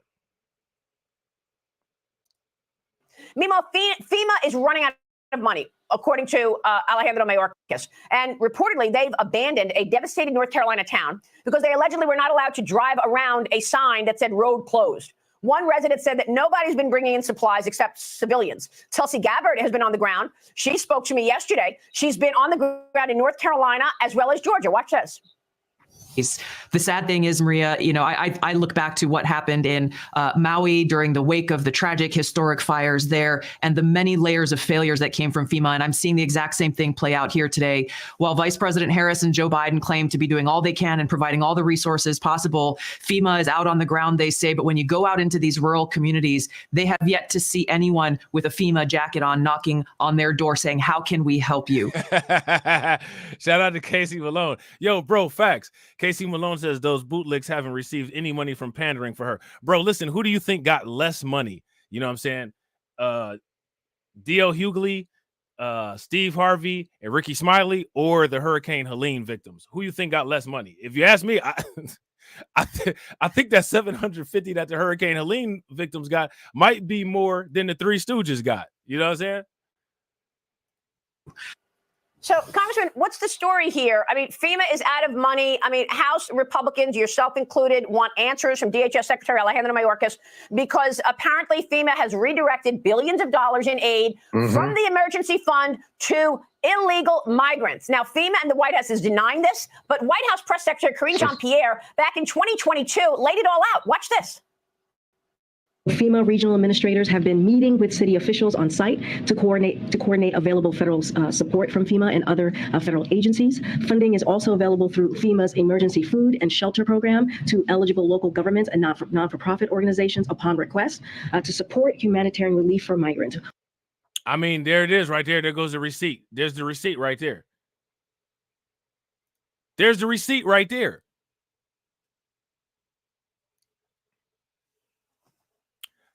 How is it misinformation? How is it misinformation? You know what I'm saying?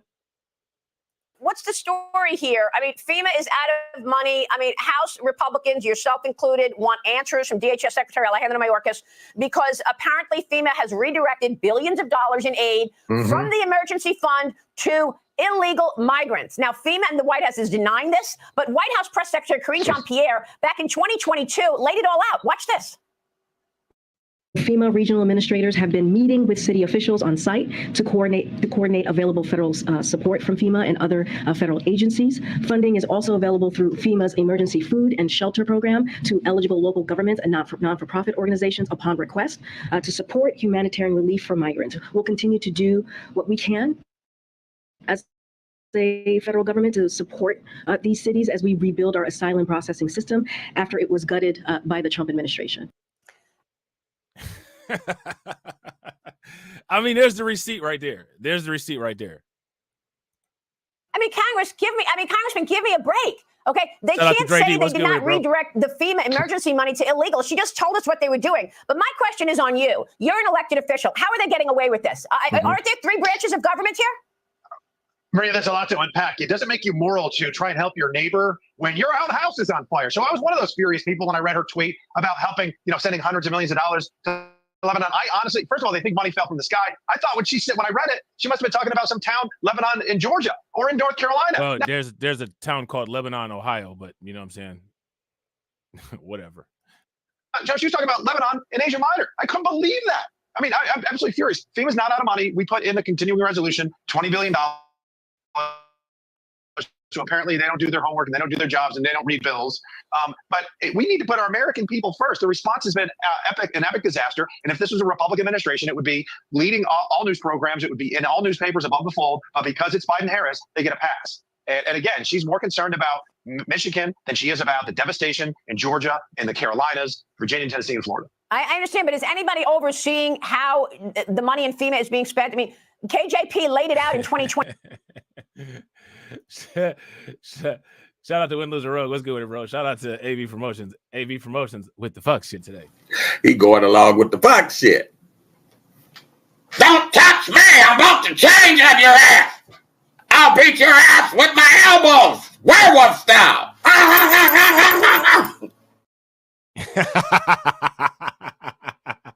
Nah, it was shout out to Win, Lose, or Rogue. It was East Palestine, Ohio. But there's a city called Lebanon, Ohio. There's a city called Mesopotamia, Ohio. There's a city called Ghana, Ohio. There's a city called Lebanon, Ohio. It's a lot. It's a lot. You know what I'm saying? Shout out to Intuitively Wise. Intuitively Wise says, I think Kamala is a placeholder. The Democratic Party conceded when Biden quit. Kamala is going to run for governor of California. That's interesting. That's definitely a possibility. That's interesting. That's definitely a possibility. Yeah, she sounds like the nanny Fran, but just on Fox. I think her boss's name is Mr. Sheffield or something like that.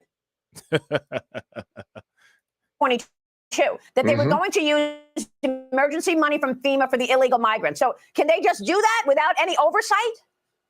Well, of course, they've done, from what I've seen, hundreds of millions of dollars have been redirected over the last few years to foreign nationals before Americans. It's FEMA. It's emergency money for Americans. They never should have done it. Unfortunately, we're out of session right now, but when we get back, we're going to have to do our job in oversight and give the American people hard answers on this. But yeah, that's the executive branch of government. They do have leeway in doing so.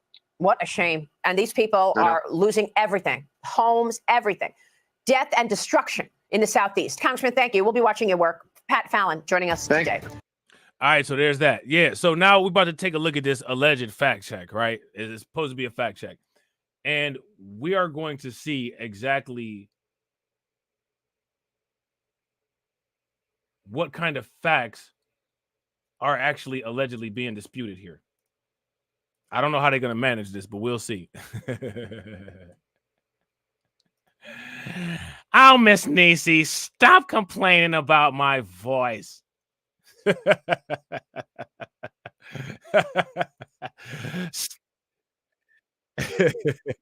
Stop complaining about my voice. Welcome to Meet the Press Now. I'm Kristen Welker in Washington. With just 32 days until the presidential election, former President Donald Trump is in battleground Georgia right now as the state and region recovers from the devastation of Hurricane Helene. And just moments ago, he attended a briefing in Columbia County with Governor Brian Kemp. Mr. Trump just delivered remarks in Evans, Georgia, lambasting the White House's response to the crisis. It comes as local and federal officials are now pushing back against a series of incendiary and baseless claims by the former president about the Biden administration's handling of the recovery. Here's some of what he said at a Michigan rally. Yes. All right, so now we're about to take a listen, right? And I want y'all to listen to this very closely. Let's see if we can pick out anything that they can say is mis or disinformation. Now, when it comes to saying something is quote unquote mis or disinformation, we know what they do, right? What they do is they'll take an exaggerated part of the claim, which is why, if you ask me, it is not the best idea to exaggerate these things. You know what I'm saying? I've said this multiple times, right? Knowing what you're up against, not the best idea, right? They will latch on to the exaggerations and blow the exaggeration up as if the exaggeration was the biggest part of the claim, and then say that the claim itself is mis or disinformation. Shout out to NY State of Mind. It was East Palestine, Ohio. Ohio got a lot of cities with them names, you know what I'm saying? But nah, it was East Palestine. Yesterday, look. People are dying in North Carolina. They're dying all over those 5-6 states. They're dying, and they're getting no help from our federal government because they have no money, because their money's been spent on people that should not be in our country. They stole the FEMA money just like they stole it from a bank so they could give it to their illegal immigrants that they want to have vote for them this season. Now, according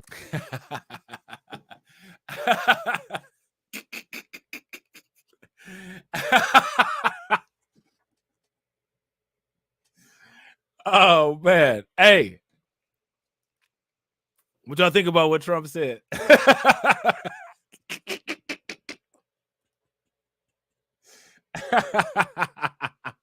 Here's some of what he said at a Michigan rally yesterday. Look. People are dying in North Carolina. They're dying all over those 5-6 states. They're dying, and they're getting no help from our federal government because they have no money, because their money's been spent on people that should not be in our country. They stole the FEMA money just like they stole it from a bank so they could give it to their illegal immigrants that they want to have vote for them this season. Now, according to a website FEMA set up to counter similar rumors on social media, no money is being diverted for disaster response. Without naming the former president, FEMA Administrator Dan Criswell pushed back hard this afternoon from the ground in North Carolina. There's a lot of misinformation about the fact that we are not going to have enough money because it's being redirected elsewhere. Right. Just plain. Right. That's exactly what he said. Shout out to Win Loser Rug. Win Loser Rug said, Trump said, hold my beer. I'm finna get with the fuck shit. He going along with the fuck shit. Don't touch me. I'm about to change on your ass. I'll beat your ass with my elbows. Werewolf style.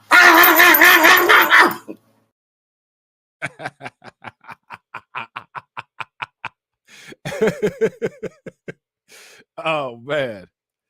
False. And the second part I want to say is that we have resources for individuals. We want them to apply for assistance. This level of misinformation creates this scenario where they won't even come to us. They won't even register. And I need people to register. Now, again, she's sitting up here talking about these quote unquote levels of mis or disinformation, right?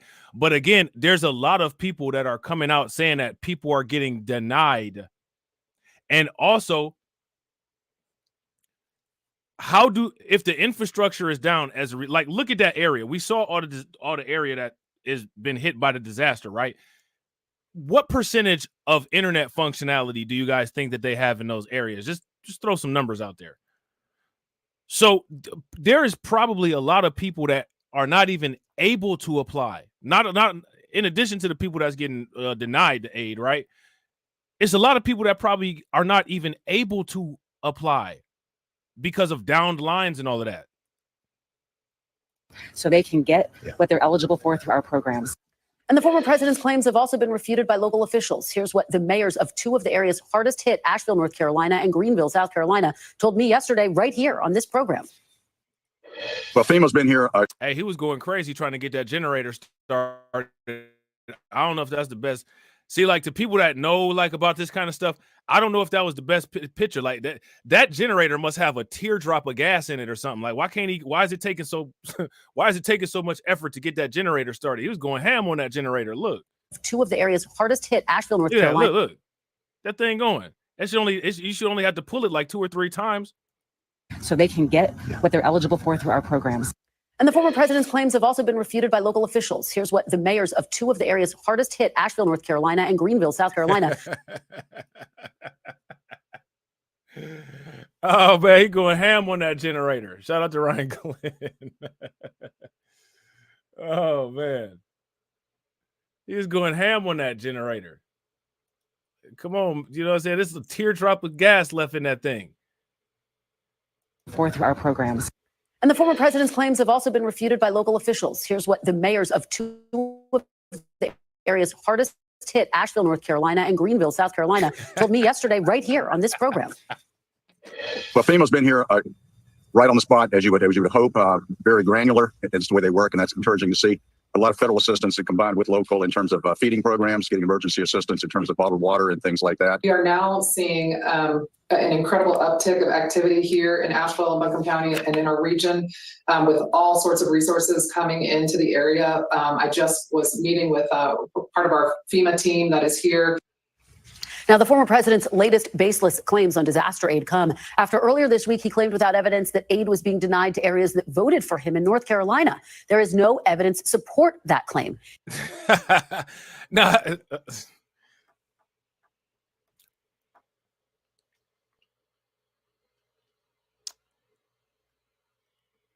look,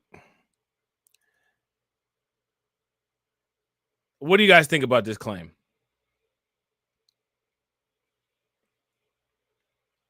Now, here's his tweet, right? It says, "We are now heading to Valdosta, Georgia, in order to pay my respects and bring lots of relief material, including fuel, equipment, water, and other things, to the state. Many politicians and law enforcement will be there. We'll be saying hello to Franklin Graham, Burt Jones, Tyler Harper, Mike Collins, Austin Scott, Russ Goodman, Sam Watson, and the mayor of Valdosta, Scott James. They are working very hard. I was also going to stop into North Carolina, which has really been hit hard. I have a lot of supplies ready for them, but access and communication is now restricted. And we want to make sure that local emergency management is able to focus on helping the people most affected and not being concerned with me. I'll be there shortly, but don't like the reports, and I can't see what he's saying under there because of the closed captioning. Here's RNC co-chair Laura Trump on this show. He said individuals were being denied aid in North Carolina because they voted for him. My colleague Garrett. So again, I just want you guys to pay close attention, right? When it comes to the conservatives, right? One thing that I respect about the conservatives is that the conservatives will go anywhere, anytime, any place. The Democrats, they don't step foot on Fox News to get interviewed by Sean Hannity or Laura Ingraham or any of them people over there.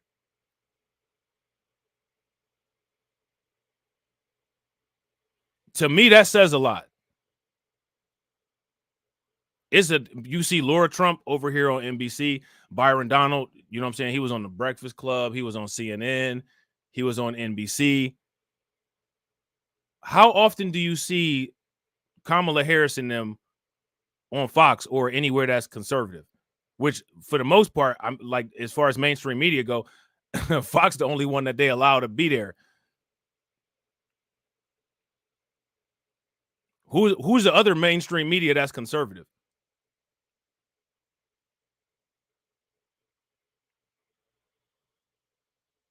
It's only one of them. You know what I'm saying? And they won't even go over there.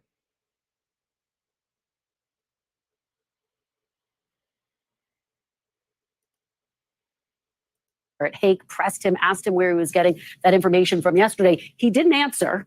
Do you have evidence? Do you know where those claims are coming from? I actually do not. This is a vital situation. And unfortunately, we have seen a lot more death, I think, than predicted. So I'm not sure about any of those statistics. The former president earlier this week also falsely claiming that Georgia Governor Brian Kemp was unable to reach President Biden, even though Kemp told reporters he did speak to the president and told him, we got what we need. Mr. Trump's baseless claims about politicizing federal disaster relief come as Politico's E&E News reports that as president, Mr. Trump initially refused to approve disaster aid for the deadly 2018 California wildfires, specifically because of that state's Democratic leaning. A former Trump administration official told them he changed his mind after being showed voting results in Trump-aligned areas in the region. Let's bring in now our NBC News correspondent. Shaquille Brewster is following Donald Trump and Brian Kemp in Georgia. Marissa Parra is in eastern Tennessee, about 60 miles north of Asheville. Dasha Burns is in Butler, Pennsylvania, ahead of Trump's rally there tomorrow. And Garrett Hake, normally on the Trump beat, is in Flint, Michigan, ahead of Kamala Harris's rally later there today. Shaq, let me start with you as we... Now, I wonder what Kamala Harris said in Flint, Michigan. You think that she made any type of appeal to those people there? What kind of appeal do you guys think that Kamala Harris made to the people in Flint? Let me know what y'all think. And shout out to everybody that's watching. I appreciate you guys. If y'all haven't hit the like button yet, do me a favor, take a moment, hit the like button. Also, if you guys haven't hit the bell, please take a moment, hit the bell, and also make sure you guys share the stream to your social media. We talked about Donald Trump is spending the afternoon in Georgia, not technically a campaign event. He's there with Brian Kemp. What were your key takeaways? Obviously, Brian Kemp didn't initially endorse Donald Trump. Now he has. What were your takeaways? Yeah, I think we got some evidence of that truce between these two leaders. You know, we just heard Brian Kemp and former President Trump here behind me, and you heard former President Trump praise the governor of Georgia, saying that he's doing a fantastic job. Shout out to Ricky Guillory. I think that lady is from ABC, the lady that's Kamala Harris's friend. But I'll tell you, this one here, you know what I'm saying? They look like they might they might have a couple genes in common. Earlier in the day, saying that this is someone who is working night and day for the people of Georgia. During this trip, we saw the former president go and meet with volunteers and first responders. He got briefed by some county officials on the exact damage in this area. I'll tell you, even coming in this morning, you saw that while the recovery is well underway, the roads are clear, you still see the impact of this hurricane. Big trees falling over, some electricity and power issues still ongoing in this area. But you continue to hear the former president repeat those claims that are baseless, that the FEMA director has pushed back against, but saying that essentially money money has been redirected to migrants. Listen to a little bit of what we heard. Again, what that false claim. Again, the money has that is not a false claim. The money has been redirected to migrants. It has been. That's not a false claim. Like the strategy that this liberal media and a lot of the Democrats have that are pro Kamala Harris is to just repeat a false talking point and repeat that false talking point so much that people just begin to believe because of the repetition. Literally, when they describe what happened with the money, they're going to literally describe you the path of how it got rerouted. If you guys agree, give me a thumbs up. If you guys disagree, give me a thumbs down.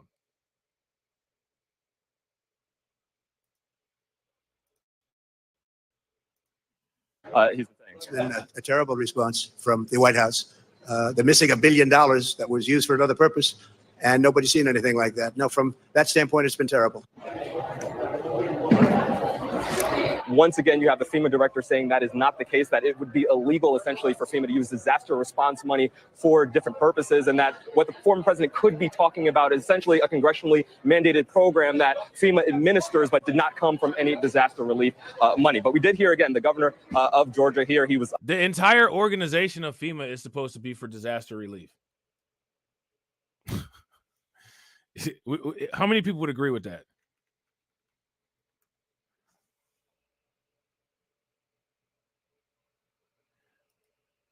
Literally, the entire creation of FEMA is for disaster relief.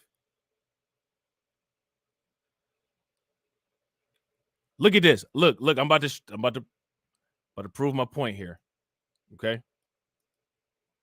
I'm about to prove my point.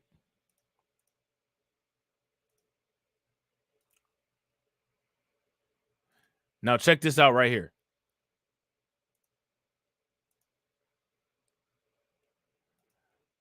Federal Emergency Management Agency, right? We shouldn't even have to do this. The Federal Emergency Management Agency is an agency of the United States Department of Homeland Security, initially created under President Jimmy Carter by Presidential Reorganization Plan Number 3 of 1978 and implemented by 2 executive orders on April 1st of 1979. The agency's primary purpose is to coordinate the response to a disaster that has occurred in the United States and overwhelms the resources of the local and state authorities. So how can you sit there and then say, well, you know, FEMA funds aren't for they're not part of the disaster allocation of FEMA funds. The whole FEMA is created for disasters. You know what I'm saying? The governor of the state in which the disaster occurs must declare a state of emergency and formally request from the president that FEMA and the federal government respond to the disaster. The only exception to the state's gubernatorial declaration requirement occurs when an emergency or disaster takes place on federal property or to a federal asset.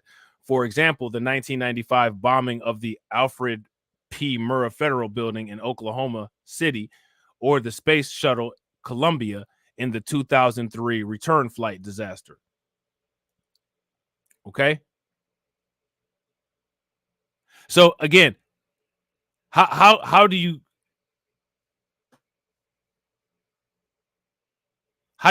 say that? There wasn't any disaster. There wasn't any. It wasn't from FEMA disaster allocation funds. The entire FEMA is for disasters. That's what it's for.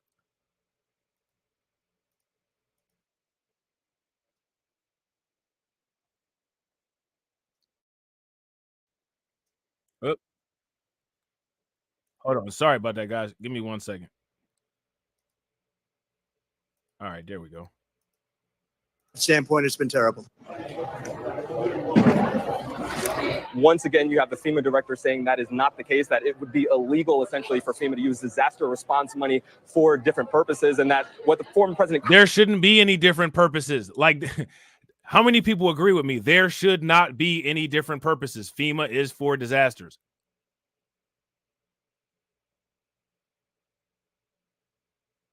Look at it. Look. Look. If you go to the FEMA website, right? Let's go to the FEMA website.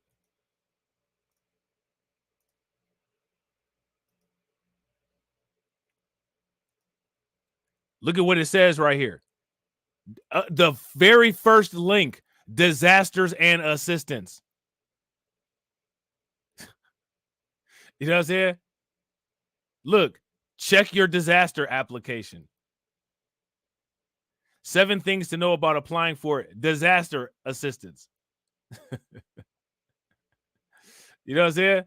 Priorities, disaster response and recovery.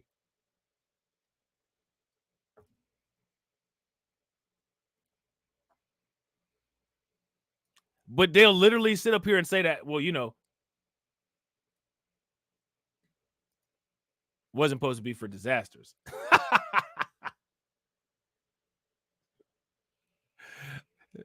Somebody make it make sense.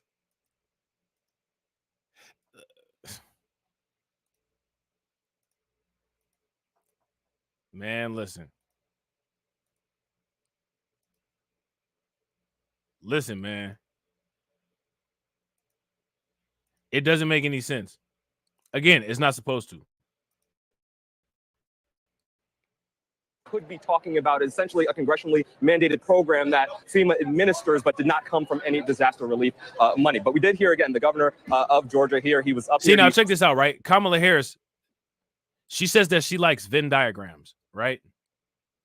You guys remember when Kamala Harris said that she likes Venn diagrams? They'll say that that's misinformation, because anything that Kamala Harris says that comes back to bite her when it's brought back up is misinformation, right? So we all know that. So it'll be deemed as misinformation.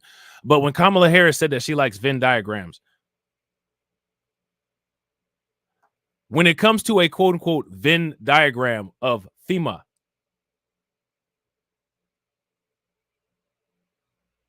the migrant crisis and disasters would not have overlap. They would be in 2 separate circles with no overlap.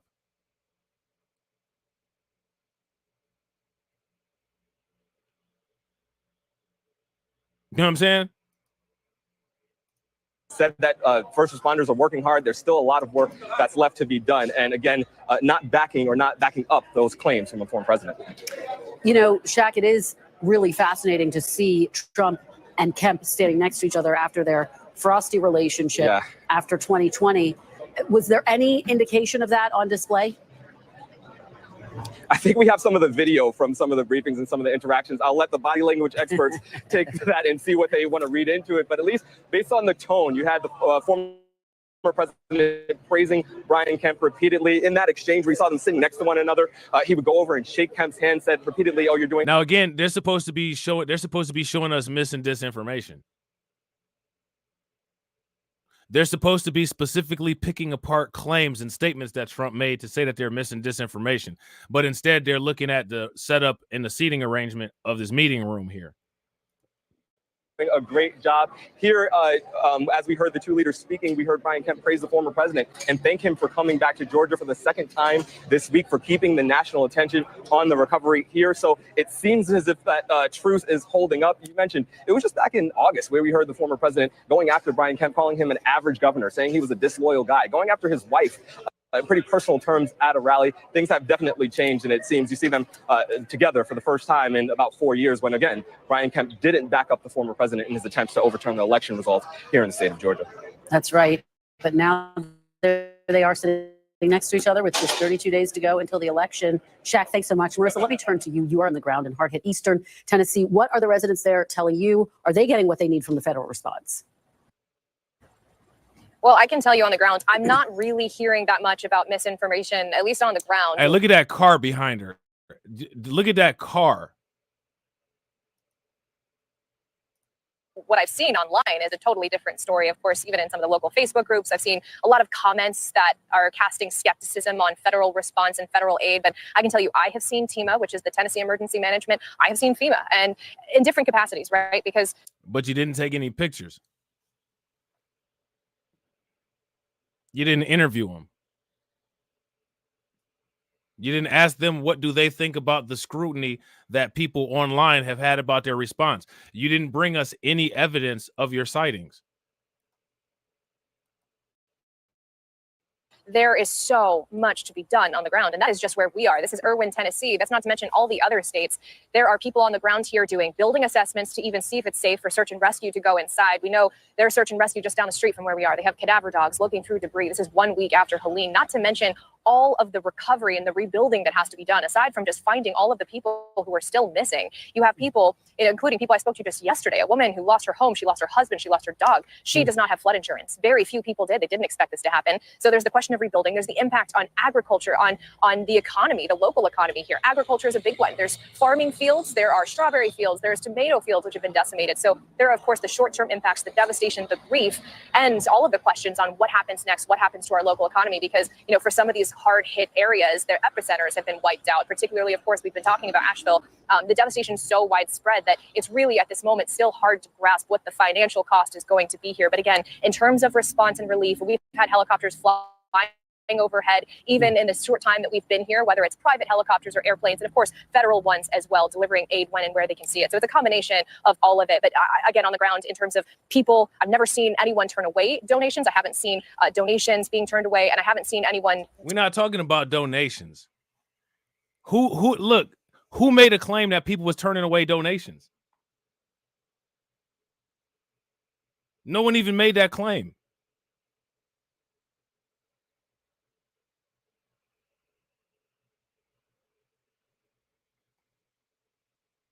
The people that's turning away from what I understand, it's actually like FEMA and the government agencies who are there, who are turning away private entities who are trying to, quote unquote, get in and help or provide, quote unquote, donations.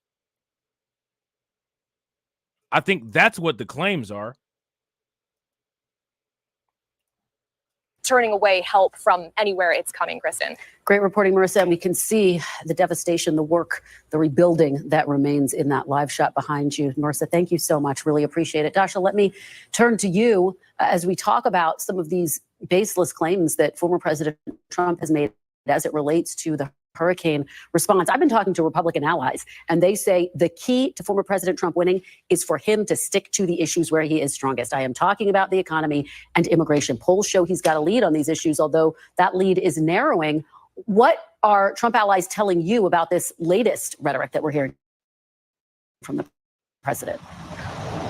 Well, look, Kristen, I think you hit on the central frustration that you hear from Republican operatives and allies of the former president. They feel, yes, he is strong on immigration. He has reason to criticize federal response to things like this hurricane. They feel there are legitimate criticisms to be levied when it comes to how this White House has handled things at the southern border. And even FEMA. I mean, we've reported at times before on some of the challenges that FEMA faces. They don't often have enough resources and enough funding to do what they need to do. There has been frustration in some of these communities. There are things that you can look at and say, hey, how is the federal government handling this massive challenge ahead? But that's not what I actually talked about that on my other channel. There was a helicopter that was on the mountain, and they told them that they would get arrested if they let the woman onto the helicopter, which is wild. Like I said, in these type of situations, they got to take whatever help they could get. They can't really be the federal government. If they can't provide all of the help, they really don't have no business trying to turn people away that's actually trying to provide help. That's kind of crazy. Former president is doing when it comes to immigration. He's making false claims about FEMA, making false claims about people eating cats and dogs, distracting from the real substantive issues. And when it comes to the federal response to this hurricane, so again, like we already know about the whole cats and dog thing. Like we're focused on this particular issue. What is the mis and disinformation that he said about this particular issue? If you ask me, he hasn't said any mis and disinformation about this particular issue. Bringing up cats and dogs about this particular issue shows that the strategy here is to attach questionable statements that he made before to create doubt in statements that he's making about this. If you guys would agree that that's what's going on here, give me a thumbs up. If you guys would disagree that that's not what's going on here, give me a thumbs down. He's taking issue with something that's not real, that has been fact-checked and debunked. They feel if he could just stick to the facts, that there is a lane for him to be successful on these issues. That's simply not happening. And when you see him in Georgia with Governor Brian Kemp, I mean, it is a striking image, because just months ago I was at a rally of his in Atlanta, Kristen, and he was. So again, now they're back to him and Governor Kemp. So basically, I don't think we've watched about 75% of this video. I don't think we need to watch too much more. And the reason I don't think we need to watch too much more of that video is because they just keep repeating. They keep repeating the same things. They go from talking about Kemp to saying that, quote unquote, certain claims are mis and disinformation, not listing the claims that are mis and disinformation, and then going to past wild claims that Trump has made and not addressing the current situation that's going on.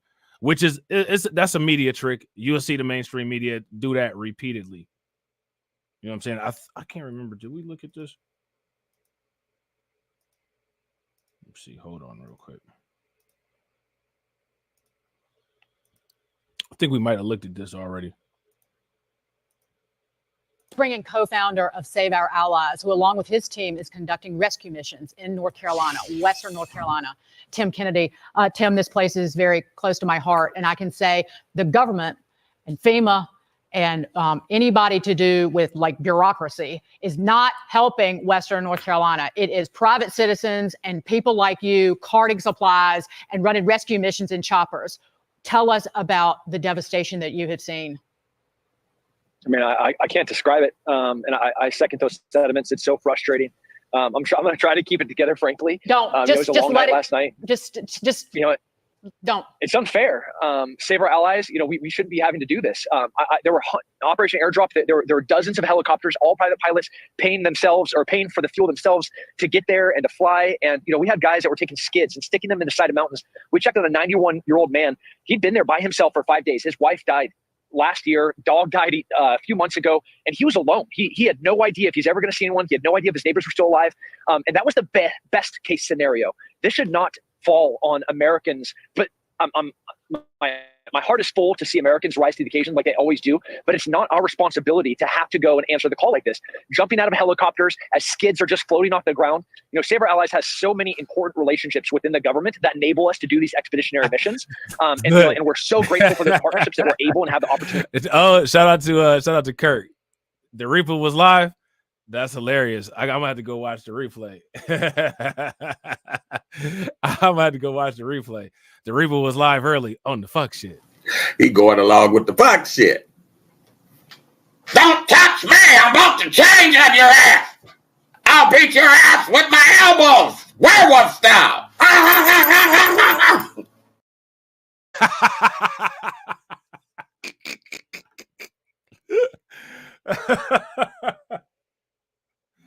Oh man, shout out to Kurt. I appreciate you, bro.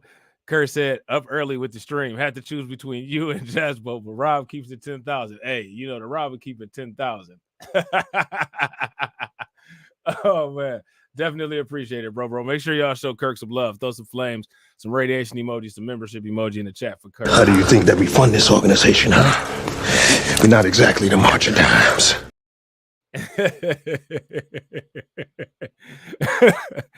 Oh man, hey, you gotta watch that stream. You gotta watch the stream from yesterday. If you ain't seen the stream from yesterday, bro, man, I was laughing so hard. Man, I swear I was crying laughing. I was laughing so hard. To do these, but it shouldn't be necessary. Where is the federal response and the plan and the incident command center that should be running all of this? So, Tim, again, I think this is the best of America, right? When people help their neighbors.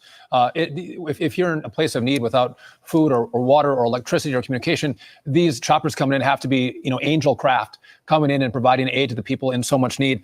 So thank you for doing that. And thanks to all the pilots and people who have given and made this happen. I guess to the point of FEMA, which, by the way, should have been a question last night in the debate, and it was not. Have you seen FEMA responding? Is there a command center? Is FEMA on the ground? I mean, because this happened on Friday. It's not Wednesday. Are they still not there anywhere? What are you seeing from FEMA in the federal response, if any? I mean, they're present. They're in the way. They are directly interrupting our ability to conduct missions and operations. And I'm not going to disparage anybody, because we are trying to work within partner relationships, both government and non-government entities within state and federal and county. I went to put a couple of people into a hotel last night, and they have a security guard at the hotel. And he said, "Oh, we're so sorry. The entire hotel has been booked for federal employees." And I was like, no, I have people that would just pull it out of a mountain that are living out in the hills, and there's not a place for me to put them because we have federal employees that are staying in the hotel. I slept in this white car last night. I smell like foot and death right now, as does every single person on our team. Not a single one of us slept. We got done maybe at 3 o'clock. The moment the sun was up and we could fly helicopters again, we were back in the air, and we have not stopped. And I was like on the fence about trying to get on this program or not. I want people to understand how incredible this organization is, Save Our Allies, and all the work that all of these volunteers are doing. But people, this is biblical level devastation. This is apocalyptic, the things that we see out there. These are towns up in the mountains that are 10, 20, 40 miles away from any other town. And people on the ground like you need helicopters from the government, and they will not release them. I have heard that time and again. And the people who are delivering aid up in the mountains are now getting requests for body bags. Tim, we got to you are 100% correct. Oh, you're right about that. And there was a no-fly when the president flew in today. We had to land helicopters to not go rescue people so a photo op could take place. And that's a travesty, and that's unconscionable. If people want to donate, is it saveourallies.com? That's right. And if somebody is stuck somewhere, or you know somebody that's stuck, you can go to saveourallies.org, and you can click on there. Let us know. We have people going all over in the places that can't be reached. That's why we have special operations people working with partnerships to get into those areas. So go there, support that organization, and also let us know where to go. Tim Kennedy, you are a great American. Thank you. And I know all of this devastated area thanks you and Save Our Allies as well. We appreciate you being on the program, just taking a couple moments out of rescuing people to tell us the story. Thank you, Tim Kennedy. Love you much. So yeah, so there's that. All right.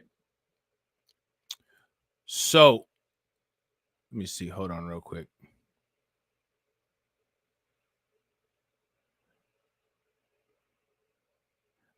So now next, what we're going to do is we're going to take a look at an updated death toll. All right. And this updated death toll is coming from Channel 11 Care.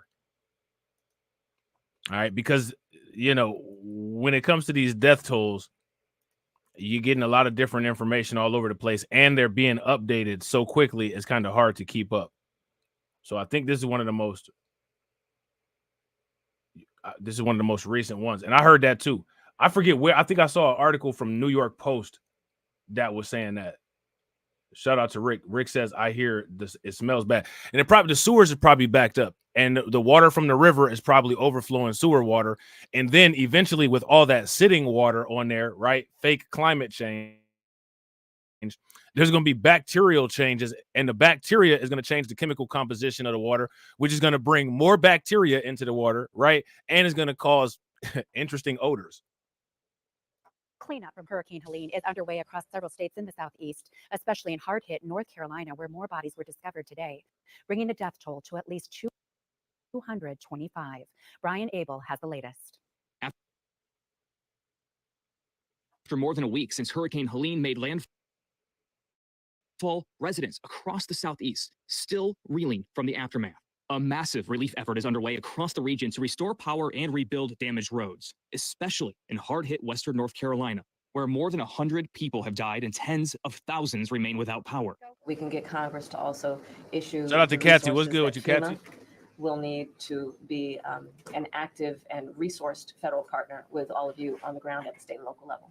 And getting aid to those that need it is being hindered by hundreds of road closures from damage caused by Helene. The roads are gone.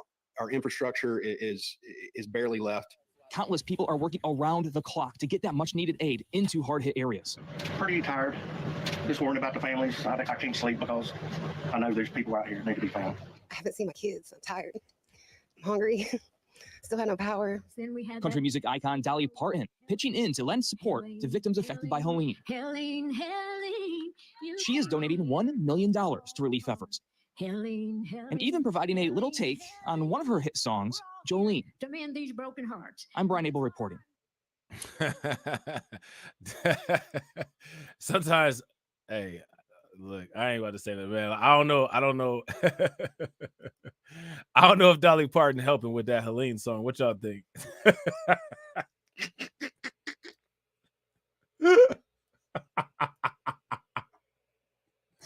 I don't know if that really helped. You know what I'm saying? I don't know if that really helped. Nah, we got to ask AB Promotions. Which one would you rather listen to?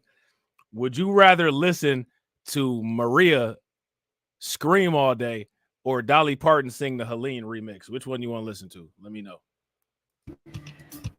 Hurricane Helene has taken 202 lives so far in the Southeast, and hundreds are still missing. It's caused severe flooding, leaving millions without power and electricity. Karen Zakalak was a reporter and anchor here at KTVB 9 years ago. She's now in Asheville, and Abby Will caught up with her today about the devastation that she's facing. Abby? Hunter, Zakalak and her family are safe, but she says this storm has really been devastating. Well, check this out. Shout out to Volvo, right? Volvo says, but that $1 million helps a lot. Check this out. From what I understand, only about $4 million total has been paid out with those $750 grants, right? So her donation of $1 million is literally 25% of what the United States government has done, which is wild. You know what I'm saying? That's just crazy, man. And I gotta agree. Shout out to Kirk and shout out to Jay Lord. It is like mocking. You know what I'm saying? Like I don't know. Like to me, like I don't know. You know what I'm saying? Like if somebody that I know that I love got shot, you know what I'm saying? And then somebody bring in Uncle Murder to perform bullet, you know what I'm saying? Bullet, you can run but can't hide from the bullet. I'll be like, yo, you know what I'm saying? Like I ain't really I'm saying, like, I don't think this is the right song to play for the occasion, but whatever, you know what I'm saying? She's relocated now about an hour away from her home in Asheville because she still doesn't have cell service or running water at home. The strength and the power of the storm was unimaginable. It's been 1 week since Hurricane Helene made landfall.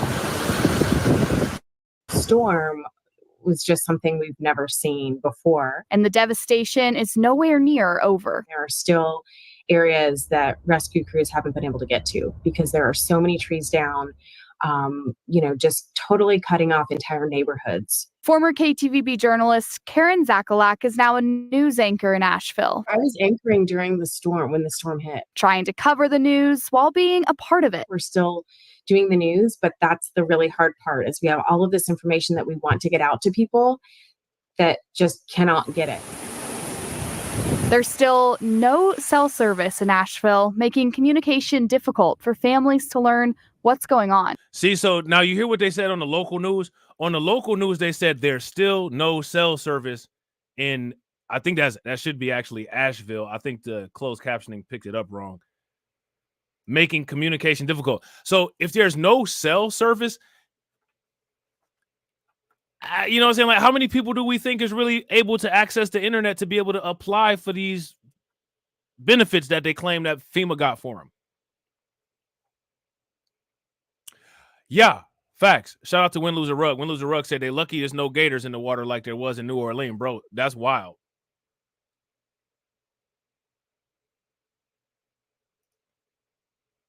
Shout out to Kirk. Kirk says that's like rappers coming to Flint about having Aquafina and VVS diet. Bro, right. And then, then you got Obama acting like he's drinking the water, right?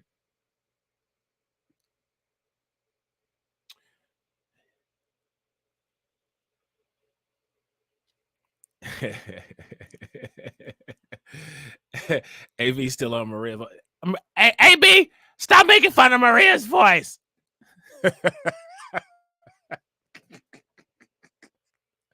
Oh, man. Still no cell service in Asheville, making communication difficult for families to learn what's going on. There's still no way to call and text anywhere near Asheville. Especially as a journalist, it's incredibly frustrating to have this. See, so they got issues calling and texting. Now, here go the thing, right? They must have, like they probably got like some type of fiber optics. But even the fiber optics, they got limited time because if the water gets down there and it blows out the terminals, there's going to be some issues. But they must have some lines that are still up. And then, there's the Starlink that's there, right? That's probably how they're able to do this, whatever this is, Skype or Zoom or Microsoft Teams or whatever they're doing this stream here with, right? But that stuff is very frail and very fragile. And if there's some more storms that come, and if there's some more storm aftermath that occur, those things could be out in an instance. They could be out in an instant. You know what I'm saying? So again, it's not out of the realms of believability that there could be telecommunications issues restricting people's ability to be able to apply and access those alleged federal funds. You know what I'm saying? Shout out to Katsy. Katsy says they have set up several Starlink sites in Asheville. They are having trouble getting Starlink to the more remote areas. Yeah, so some of the remote areas, those people are still dealing with no telecommunications, which means if they don't, we can say if there's zero telecommunications, then they haven't applied for that aid. If you guys would agree, give me a thumbs up. If you guys would disagree, give me a thumbs down. It's incredibly frustrating to have this information and try to be helping people who are still in this situation and they just can't access the information. And that's not the only thing that Asheville residents don't have. The whole entire city of Asheville still does not have running water and won't have running water for a while. Schools are also closed. That is a problem. If they don't have running water, there's two things that got to happen.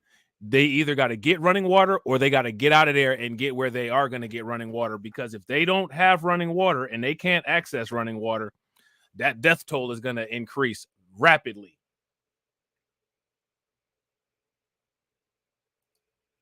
If you guys would agree, give me a thumbs up. If y'all would disagree, give me a thumbs down. Don't have. The whole entire city of Asheville still does not have running water and won't have running water for a while. Schools are also closed indefinitely. A worst case scenario because there's no way to even tell people where the water is being distributed, where there's food, where there's supplies. She says her community is taking it one day at a time and leaning on each other to start to heal. Sure, this has gone from the headlines. Asheville is still going to be in a really difficult place.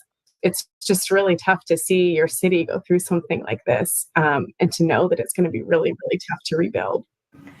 And Zachalak says she was actually anchoring during the storm, so she was at the studio. She didn't have any clue whether her kids and her husband were safe at home. You know, with that being said, thankfully they are okay. Her family is. I've also seen all of these donation drives pop up across North Carolina, but for people here in Idaho, Eastern Oregon, how can they help? Yeah, they can donate to the Red Cross or United Way of Asheville. She said those are the two most streamlined efforts to make sure that all the donations are getting there to Asheville. You know, another thing to mention too, Red Cross is bringing volunteers in from Idaho. So if you want to volunteer some point, you can too. Yes. Thank you, Abby. She just volunteered her. She said, hey, she said, hey, you get out of my face and go down there and do something if you really care so much. Like, for real, why you throw your coworker under the bus like that? You know what I'm saying? Shout out to Black Women Stand Up. Shout out to Fantizzy. What's good with it? Y'all see that? That's kind of shady, man.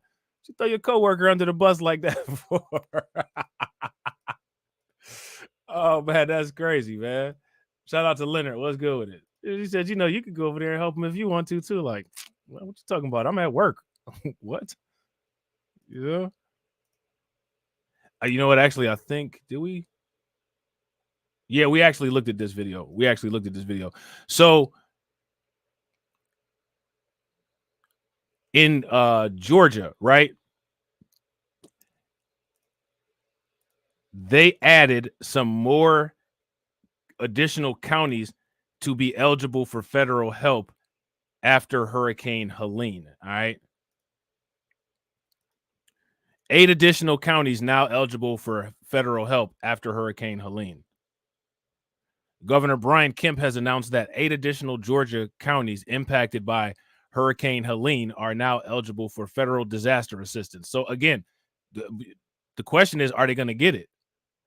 The major disaster declaration now includes Bryan, Butts, Camden, Charlton, Glenn, Long, Newton, and Wayne counties for individual assistance. So then they give a list of the previous announced counties right here, and there's a lot. So I'm not going. You know what I'm saying? We ain't about to do all that. The federal aid will help fund the recovery efforts for individuals and families affected by the hurricane. Assistance can include grants for temporary housing, home repairs, low-interest loans to cover uninsured property losses, and other recovery programs aimed at helping residents and business owners rebuild in the wake of the storm. Residents of the newly designated counties can apply for federal aid through several channels, including online disasterassistance.gov or by calling this number here. All right. And then they give a number for those people who are deaf or have a speech disability. All right. So then they talk about these eligibility letters and all of this stuff. You know what I'm saying? I don't think that's stuff that's really relevant to most of us. So I don't think we really need to, you know what I'm saying, go into that. But there's 8 additional counties now eligible for federal help in Georgia after Hurricane Helene. All right. So this is pretty serious. And again, if you ask me, I don't care what the mainstream media says. They could sit there and say that this is mis and disinformation and all of this stuff as much as they want to. Right. The response, hold on real quick. The response to a lot of this stuff is the way that it is as a result of mismanaged funds going towards the migrant crisis.